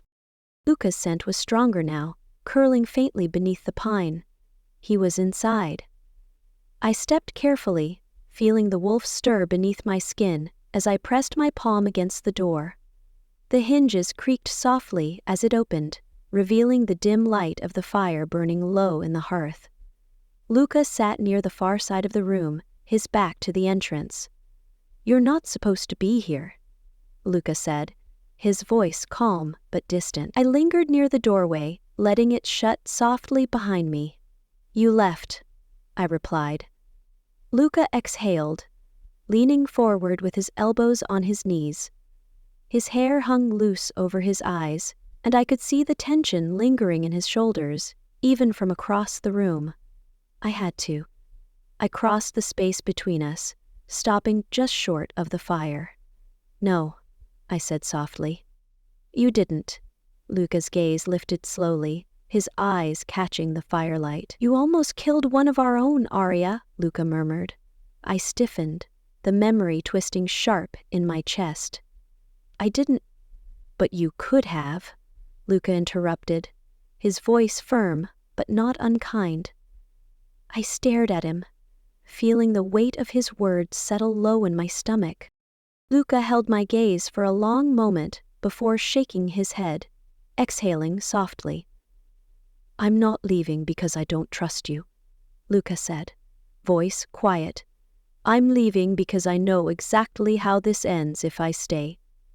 I took a step closer, the infection flickering faintly beneath my skin. "Then don't stay," I whispered, kneeling beside him. "Fight with me." Luca's hand rose slowly, brushing lightly against the side of my face. For the first time in days, his wolf didn't pull away. Chapter 11. Into the Lion's Den. Luca's scent lingered in the snow, strong but uneven, as if he'd been moving too fast to cover his tracks.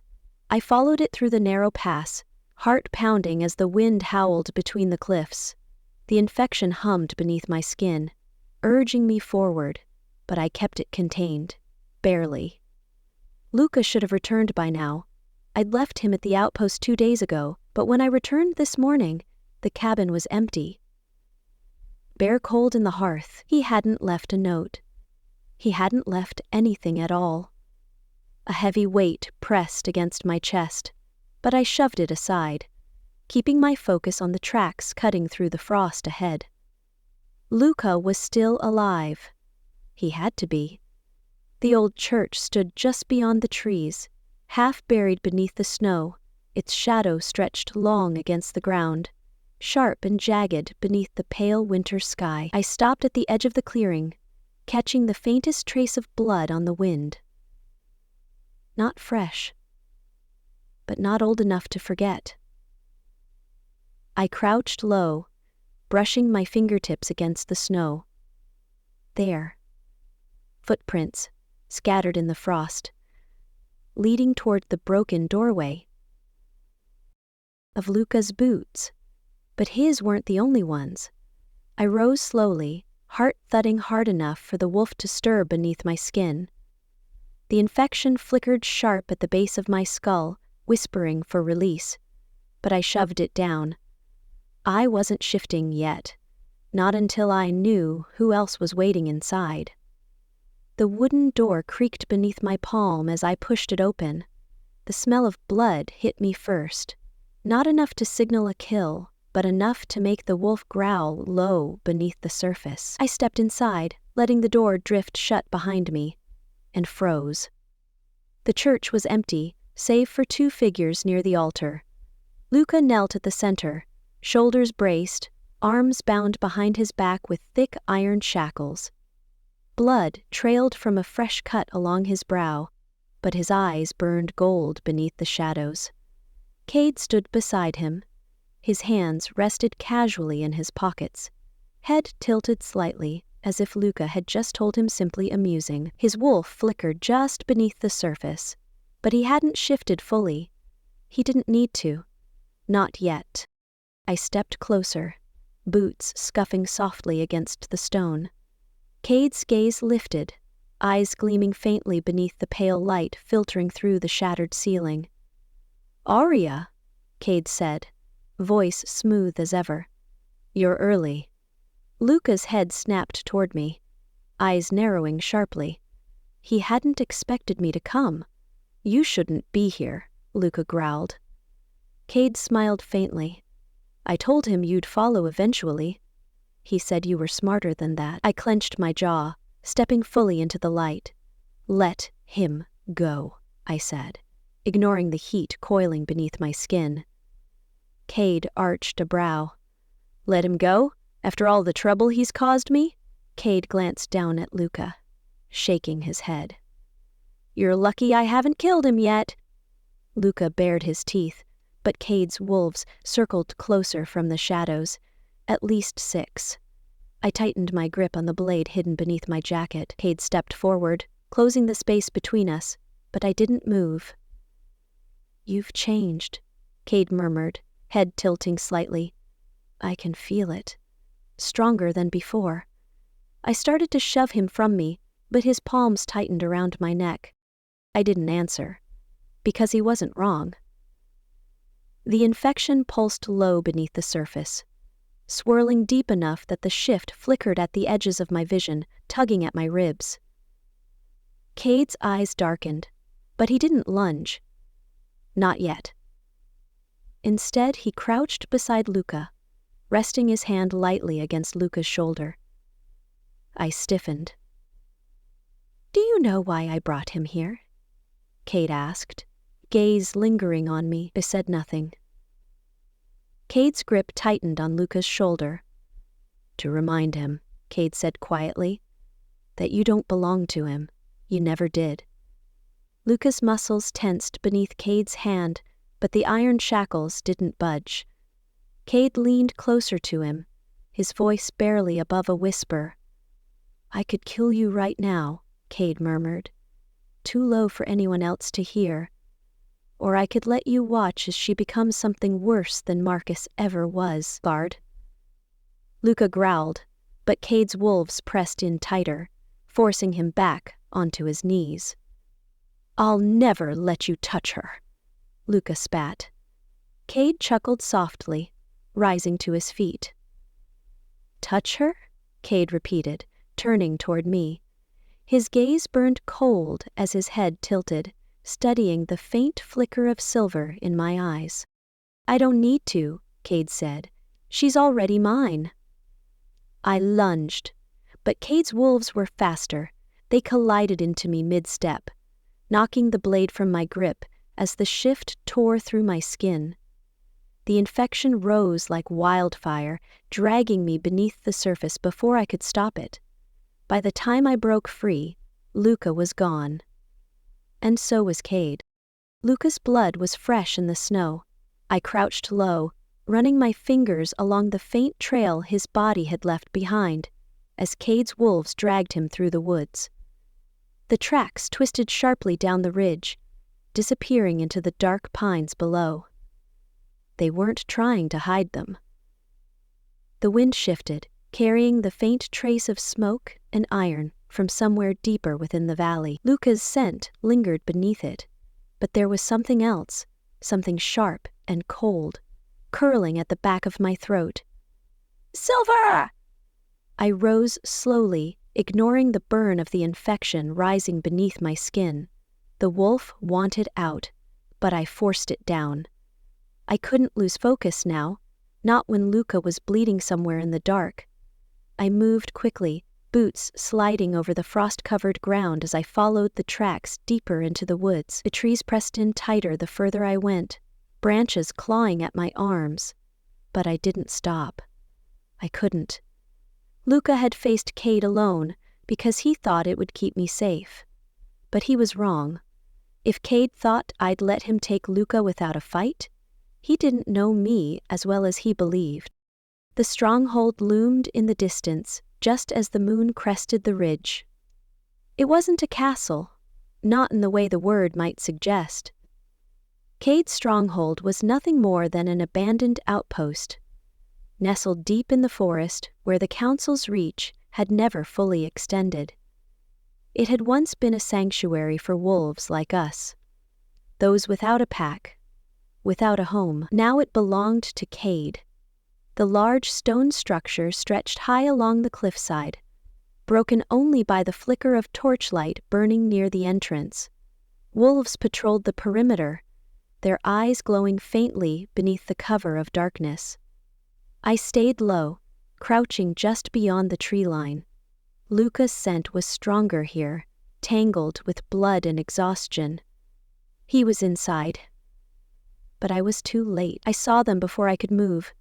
2 wolves dragging Luca's unconscious body across the courtyard, his head slumped forward, blood trailing down his temple. Iron shackles bound his wrists, cutting deep into his skin. But Luca's chest still rose and fell with shallow breaths. He was alive. For now. The wolves hauled him toward the far side of the stronghold, vanishing behind the heavy iron doors that slammed shut with a hollow finality. I remained still, heart hammering loud enough for the infection to curl tighter beneath my ribs. Cade's scent brushed against the wind, faint but deliberate. I felt him before I saw him. His silhouette emerged near the top of the stone wall, framed by the pale moonlight filtering through the branches. Cade stood calmly, arms crossed, watching me with the quiet patience of a predator who knew his prey had already been caught. "I was wondering when you'd show," Cade called down, his voice cutting through the stillness like a blade. I stepped forward, snow crunching beneath my boots. "You should have killed me when you had the chance," I growled. Cade's mouth twitched into a faint smirk. "Oh, believe me," he said. I thought about it. His gaze drifted toward the door Luca had disappeared behind. But I realized something more interesting. I didn't move, but the infection stirred violently beneath my skin. Cade's eyes narrowed, glinting faintly beneath the torchlight. "You can't kill me, Aria," Cade said softly. Not without losing him. The smirk faded from his lips, replaced by something colder. Something final. "I know what you're becoming," Cade continued, his voice lowering. "I saw it in Marcus. I see it in you now. That hunger, the beast clawing its way to the surface every time you fight." I clenched my fists, forcing the shift down. Cade leaned against the stone railing, his wolf flickering just beneath the surface. "If you want him back," Cade said, nodding toward the door Luca had been dragged through, "come find me at the next full moon." His gaze sharpened, locking fully onto mine. "But if you wait too long," Cade smiled, slow and deliberate, "I'll return what's left of him in pieces." The wind howled through the courtyard, filling the silence that followed. Cade didn't stay to watch my reaction. He vanished into the shadows as quickly as he'd appeared, leaving nothing behind but the faint scent of iron and smoke curling through the trees. I remained frozen, heart pounding as the full weight of his words settled over me. The next full moon, Luca didn't have long. I stepped back slowly, retreating into the cover of the forest before Cade's wolves caught my scent. I couldn't face him tonight, not alone. But I wasn't leaving Luca behind. Not now. Not ever. Chapter 12. Wolves Beneath the Moon. The cold stretched long across the valley by the time I returned to camp. Smoke drifted faintly from the fire, curling into the dark sky like a silent signal. The wolves were awake, scattered along the edge of the clearing, their forms blending into the shadows. Devon rose first, his eyes narrowing as I stepped between the trees. His wolf bristled faintly beneath his skin, golden gaze flicking over the dried blood still clinging to my jacket. He knew. They all did. "Where's Luca?" Devon's voice was calm, but I could feel the tension coiling beneath the surface. I didn't stop moving until I stood at the center of the clearing, letting the firelight flicker against the sharp edges of my face. "He's alive," I said, scanning the wolves that had gathered around me. But not for long. The air thickened, murmurs spreading like wildfire through the pack. The rogues who had once followed Luca stood restless, shifting uneasily beneath the weight of my words. Devon's eyes darkened, his head tilting as he studied me. "What are you asking for, Aria?" I clenched my fists, letting the infection simmer low beneath my skin. "Cade took him," I said, voice steady but sharp. "And I'm getting him back." Devon exhaled slowly, running a hand through his hair. "That's a death sentence. You saw what happened the last time Luca faced him alone. He barely survived." My gaze lifted, locking onto his with enough force to meet his gaze. "Even if everyone can sense danger," I warned him. "It won't be alone this time," I growled. Devon's wolf flickered in his eyes, but he didn't look away. "You think we can take Cade's stronghold with half a pack?" he asked, crossing his arms. "Even if every wolf here follows you, we're outnumbered 3-1. I stepped closer, feeling the weight of the infection pressing hot beneath my skin. "They'll follow," I said softly. "Not because they're loyal to me, not because they believe in some grand cause." Devon arched a brow. "Then why?" I let the shift rise, silver flickering along the edges of my eyes. "Because they want to see Cade burn." The fire crackled low between us, but I felt the ripple of tension break as the rogues murmured in agreement. Devon's gaze lingered on me for a long moment, his wolf silent but watchful. Finally he nodded. "I hope you know what you're doing," Devon muttered. I didn't answer, because I didn't. But I wasn't letting Luca die alone. The camp swelled with wolves by the next evening. Rogues filtered in from the surrounding valleys, answering the unspoken call carried through the trees. I felt their eyes track me as I moved through the camp, half curious, half cautious. None of them spoke Luca's name aloud, but I felt the weight of him in every glance. And now I was all they had left. Elias arrived near dusk, his expression unreadable as he stepped into the clearing. I found him by the edge of the ridge, arms crossed as he watched the distant mountain line stretch beneath the pale light. "You're building an army," Elias said, not bothering to turn as I approached. I stopped beside him, arms brushing faintly as the wind curled between us. "Would you rather I let him die?" I asked. Elias's gaze flicked toward me, his wolf lingering beneath the surface. "He made his choice, Aria." I bristled, the infection curling hot beneath my skin. "That's not the point." Elias exhaled, watching as the last of the rogues filtered into camp. "You're pushing yourself too far," Elias said quietly. "The infection isn't settling anymore. I can see it. Every time you shift, it's harder to come back." I clenched my jaw, swallowing the frustration rising in my chest. "I'm in control," I said firmly. Elias finally turned, his eyes narrowing as they met mine. "For now," he murmured. "But if you lose control inside Cade's stronghold, Luca may not survive your rescue."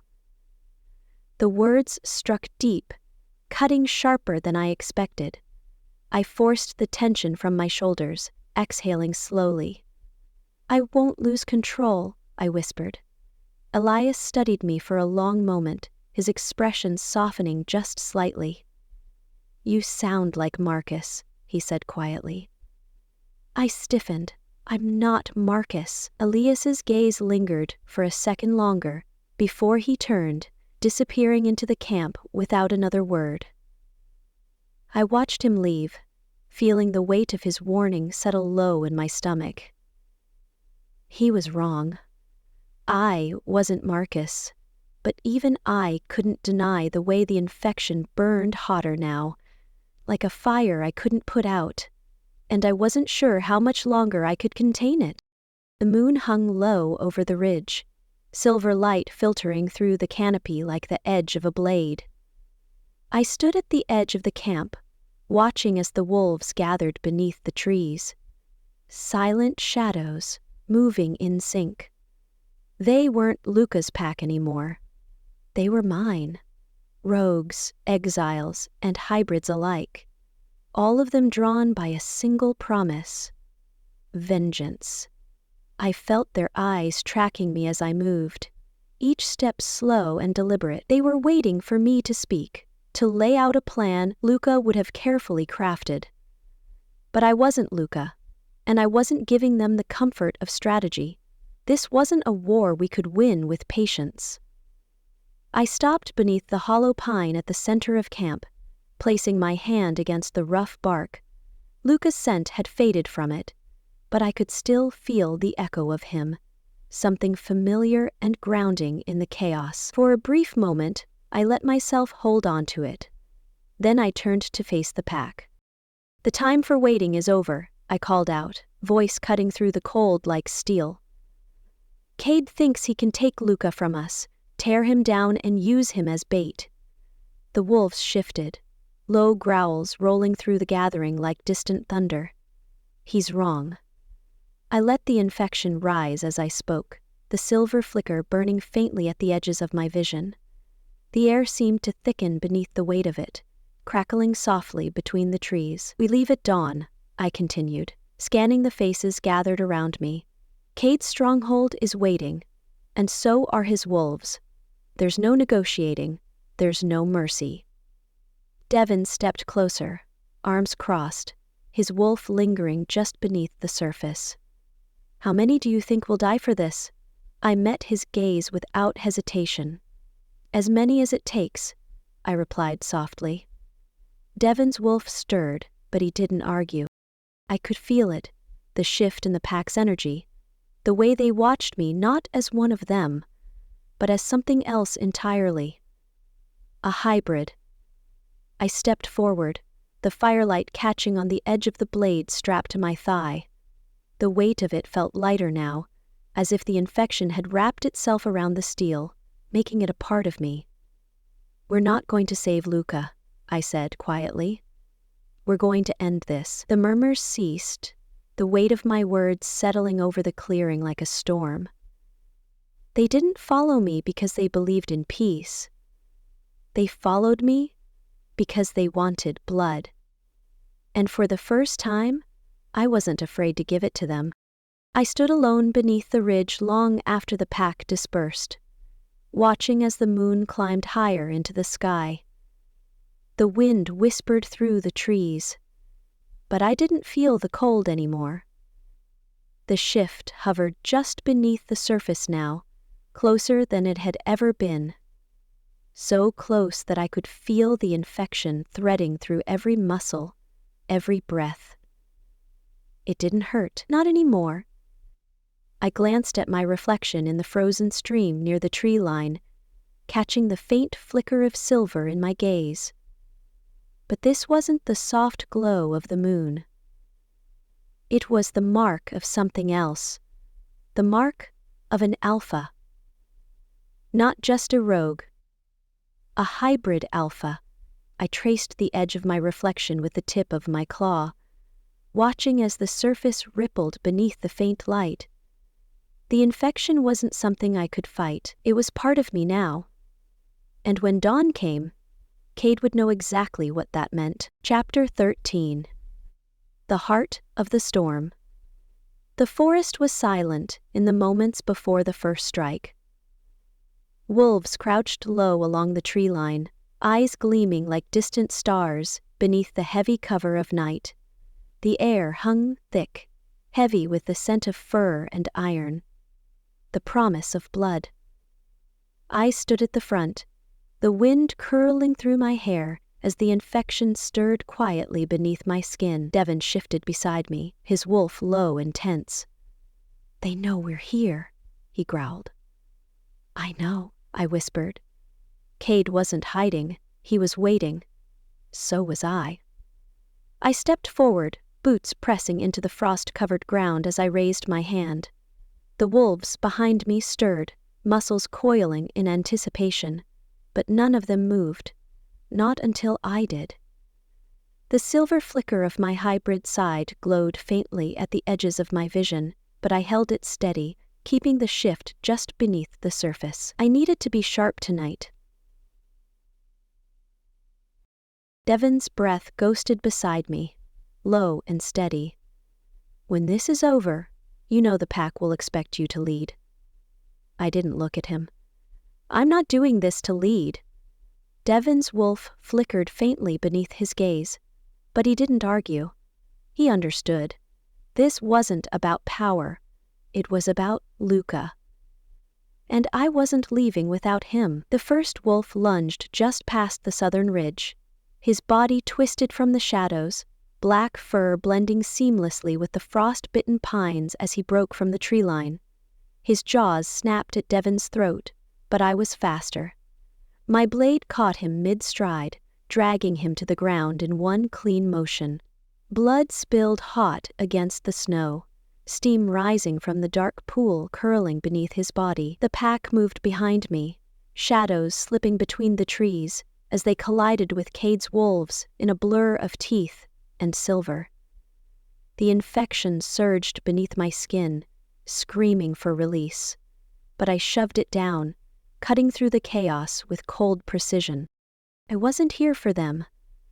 I followed Luca's scent as I moved, weaving between the snarling wolves locked in battle. The clash of claws and blades echoed through the clearing, but I barely heard it. I could feel Luca, close. His scent drifted just beyond the edge of the camp, faint but distinct beneath the heavy musk of Cade's pack. I broke into a run, cutting through the line of wolves without hesitation. A rogue lunged at my side, but I twisted sharply, claws raking across his muzzle as I drove him into the earth. The infection flickered dangerously beneath the surface, but I swallowed it down, forcing the shift to recede. Not yet. The ground sloped downward as I crested the ridge, boots sliding over the frost-covered stone. And there he was. Luca knelt in the clearing below, his head bowed beneath the weight of the iron chains wrapped around his wrists. His chest rose and fell with shallow breaths, blood staining the collar of his jacket. But his heart still beat. I felt it strong beneath the weight of the infection thrumming between us. I took a step forward, but a voice cut through the clearing. I wouldn't. Cade stepped from the shadows near the far edge of the camp, his hands tucked casually into the pockets of his coat. His wolf flickered just beneath his skin, gold eyes glinting faintly beneath the pale light. I didn't stop moving. "I'm not in the mood for your games," I growled. Cade's smirk didn't fade. "This isn't a game," Cade murmured, his gaze drifting toward Luca's slumped form. "It's a negotiation." I bared my teeth, the shift crawling dangerously close to the surface. "Let him go," I said. Cade chuckled slightly. "I don't think you understand how this works, Aria." His head tilted slightly, eyes narrowing. "I'm offering you a choice." I needed to lower my blade. I didn't lower my blade. "I'm not interested." Curled grip, his gaze sharpened. "Then perhaps you'll reconsider when I tear him apart in front of you," Cade growled, his wolf burning hotter beneath his skin. I stiffened, but I didn't move. Luca's breath was shallow, but his eyes cracked open just enough to meet mine. "Don't," Luca rasped, voice hoarse. Cade knelt beside him, hand curling beneath Luca's chin as he forced his head back. "He doesn't speak for you," Cade murmured, eyes locked on mine, as his fingers tightened just enough to draw blood along Luca's jaw. You do. The infection surged beneath my skin, screaming for release. My claws slid longer, silver flickering hot in the corners of my eyes. I could end this. I could rip him apart right now. But I didn't. Not yet. Cade felt it too, the weight of my hesitation, the barely leashed power burning beneath the surface. His smile twisted faintly, teeth flashing like the edge of a blade. You're afraid, Cade said softly. Afraid of what happens when you let go. You think you'll destroy everything in your path. I lunged before he finished, blade cutting through the air. Cade moved fast, twisting away just as I struck, but my claws caught his shoulder, tearing deep into the muscle. He stumbled, blood darkening his coat. His wolves snapped toward me from the edge of the clearing, growling low, but Cade lifted a hand, stopping them mid-step. His eyes burned gold as he wiped the blood from his skin, the wound already knitting together beneath the moonlight. I'll take that as a no, Cade muttered. I stood between him and Luca, breath shallow as I lowered my blade. Cade straightened, his wolf fully awake now, simmering just beneath the surface. I hope you know what you've started, he growled. I bared my teeth. You should worry about how I'm going to end it. Chapter 14. Beneath the Blood Moon. The world narrowed to the space between Cade and me. His wolves circled the clearing, shadows slipping between the trees like ghosts. But none of them moved, not while Cade held his ground. His gaze locked onto mine, a predator's smile tugging at the edges of his mouth. I see it now, Cade murmured, tilting his head. That flicker in your eyes. The thing you've been trying to hold back. The infection stirred violently beneath my skin, answering his call. I felt it twist along the base of my spine, silver claws sliding free as the shift crept closer. I could barely contain it. Cade's smirk deepened. Let it out, he whispered. Show me what you really are. I didn't need his invitation.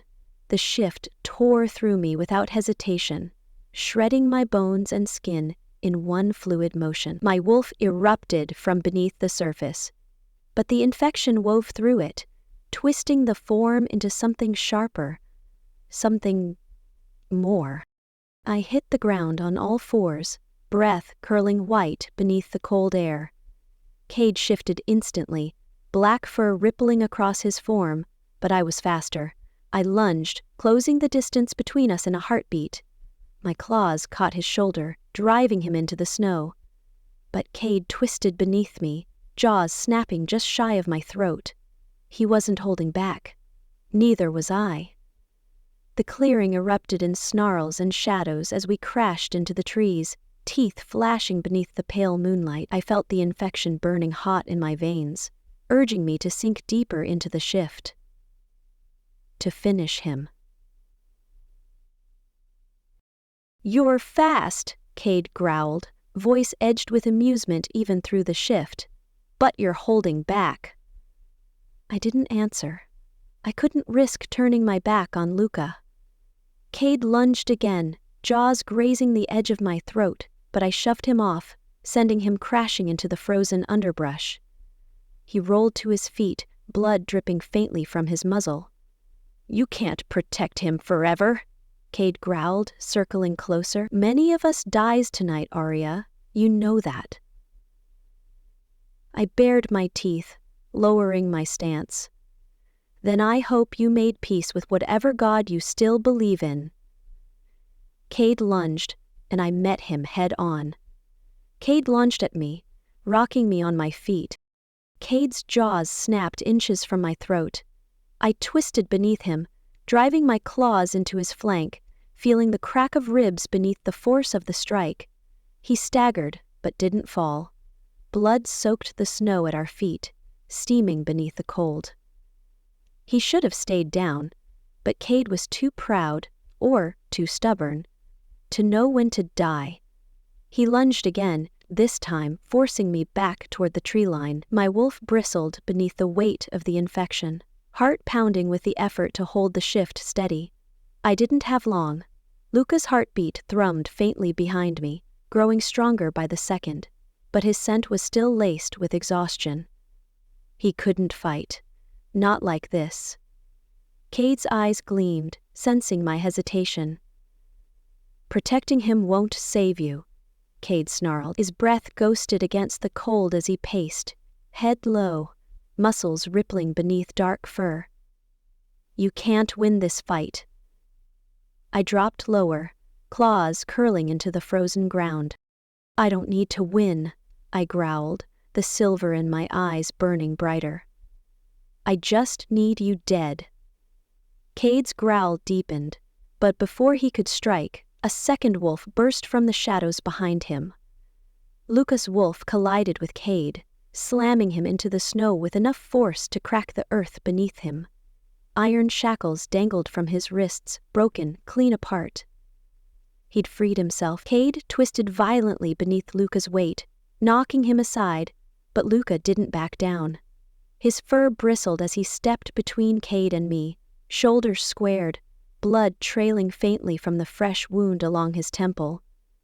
"You should have killed me when you had the chance," Luca snarled. Cade's eyes flashed gold. "I will." They lunged in unison, wolves colliding with bone-shattering force. I moved before my mind caught up, flanking Cade as Luca drove him toward the trees. He was strong, but we were stronger together. Cade staggered beneath Luca's strike, snarling as he turned, just in time to meet my claws. I raked them deep across his side, feeling the skin split beneath the force of the blow. Cade snarled, snapping wildly, but Luca struck again, fingling the back of his shoulder. He was faltering. But Cade refused to fall. Blood poured from his side, staining the snow, but his eyes still burned as they locked onto mine. He saw it now. The thing he feared most. The silver burning in my veins. Cade lunged, desperate and wild. But I met him mid-strike, driving him back with every ounce of strength left in me. Luca flanked him, snapping at his heels, forcing him closer to the edge of the clearing. Cade's breath rattled with each step, but he never stopped fighting. Even as his body trembled, even as the infection in my blood overwhelmed him, Cade held his ground. I saw it in his eyes, the knowledge that this was the end. But he wouldn't kneel. I drove him to the ground with one final strike, pinning him beneath my claws as my wolf pressed low against his throat. Cade's breath slowed, his golden eyes flickering faintly beneath the weight of my gaze. He bared his teeth one last time, refusing to submit, so I didn't give him the chance. My claws sank deep, ending him with one swift motion. His body stilled beneath me, the infection in his blood fading into the cold, empty space of the forest. I stayed there for a long moment, the silence settling heavy over the clearing. Cade's wolves scattered before his body even hit the ground. They didn't fight. They didn't linger. Without him, they were nothing. I shifted slowly, the infection unraveling beneath my skin, claws shrinking as I rose to my feet. Luca stood beside me, still in wolf form, his fur matted with blood. His eyes softened as he glanced at me, stepping closer. I should have said something, but before the words came, the ground tilted sharply beneath my feet. The infection, the shift, the weight of it all, dragged me under. I stumbled, breath shallow, knees hitting the snow as the edges of my vision blurred. Luca shifted instantly, catching me before I hit the ground. "Aria." Luca's voice broke softly, his arms curling beneath me. I felt the warmth of him through the cold. His heart beat steady against mine. "I'm fine," I whispered, but even I didn't believe it. Luca's grip tightened, holding me close. "You're not," he said quietly. I leaned into him, letting his warmth chase away the shadows lingering at the edge of my mind. The battle was over, but I wasn't sure I'd survive the fight. Chapter 15.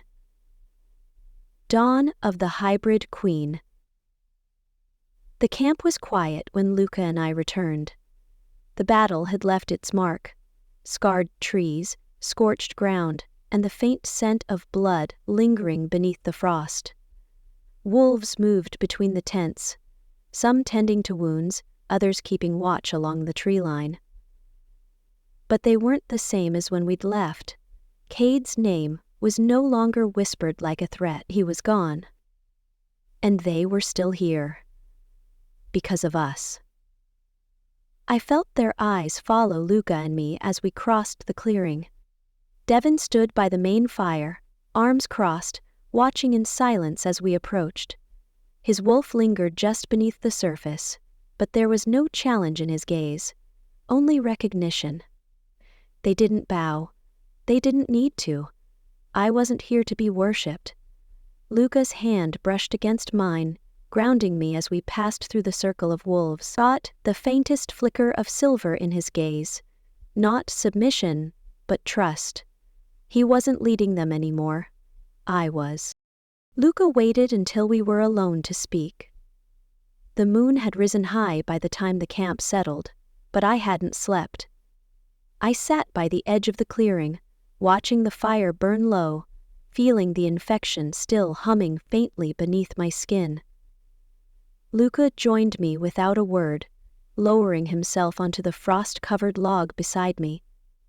His eyes traced the distant tree line, sharp but quiet, as if he were still waiting for something to strike from the shadows. I exhaled slowly, breaking the silence.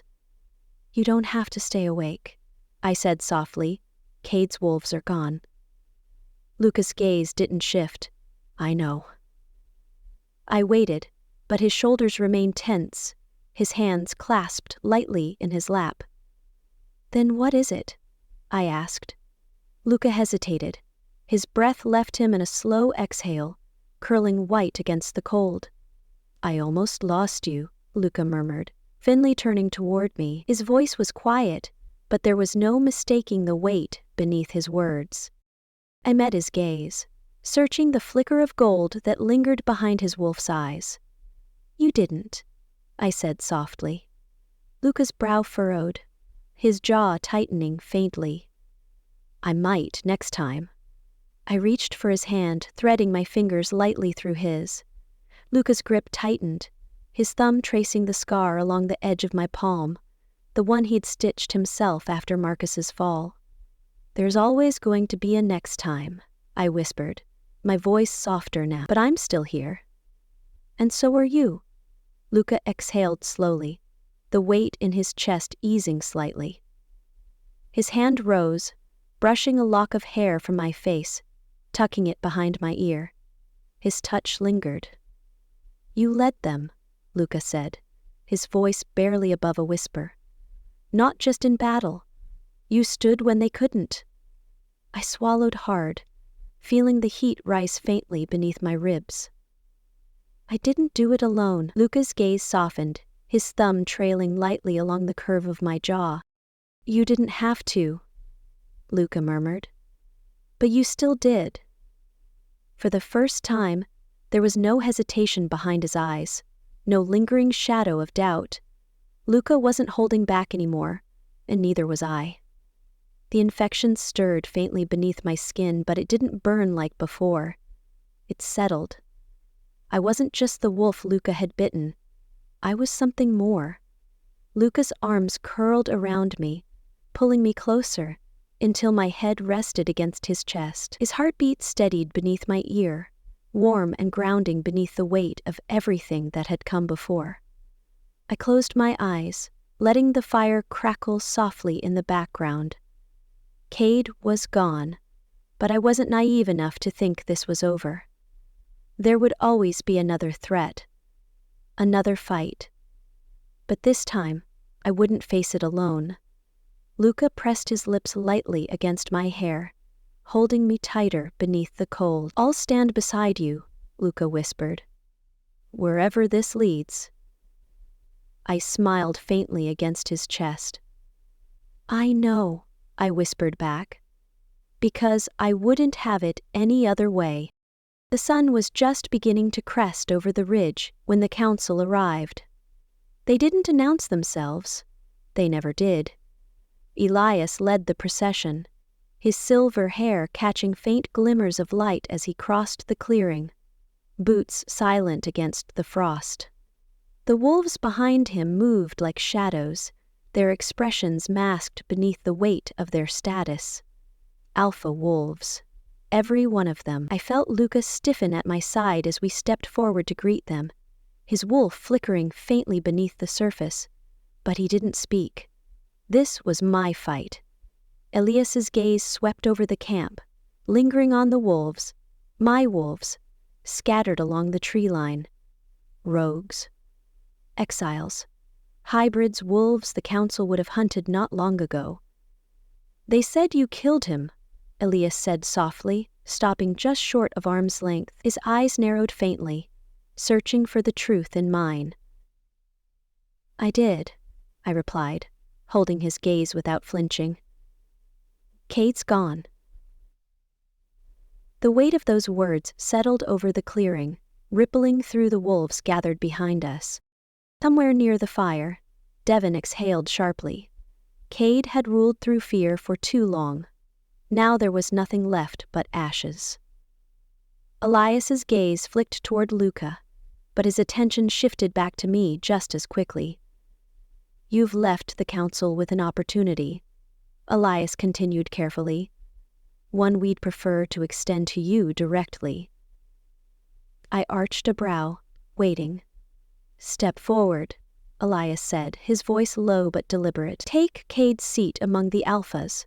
Lead under the council's watch. The murmurs started almost instantly. I felt Luca glance at me, but I didn't move.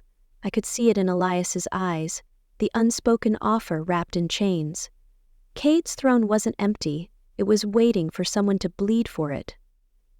No, I said simply. The camp fell silent.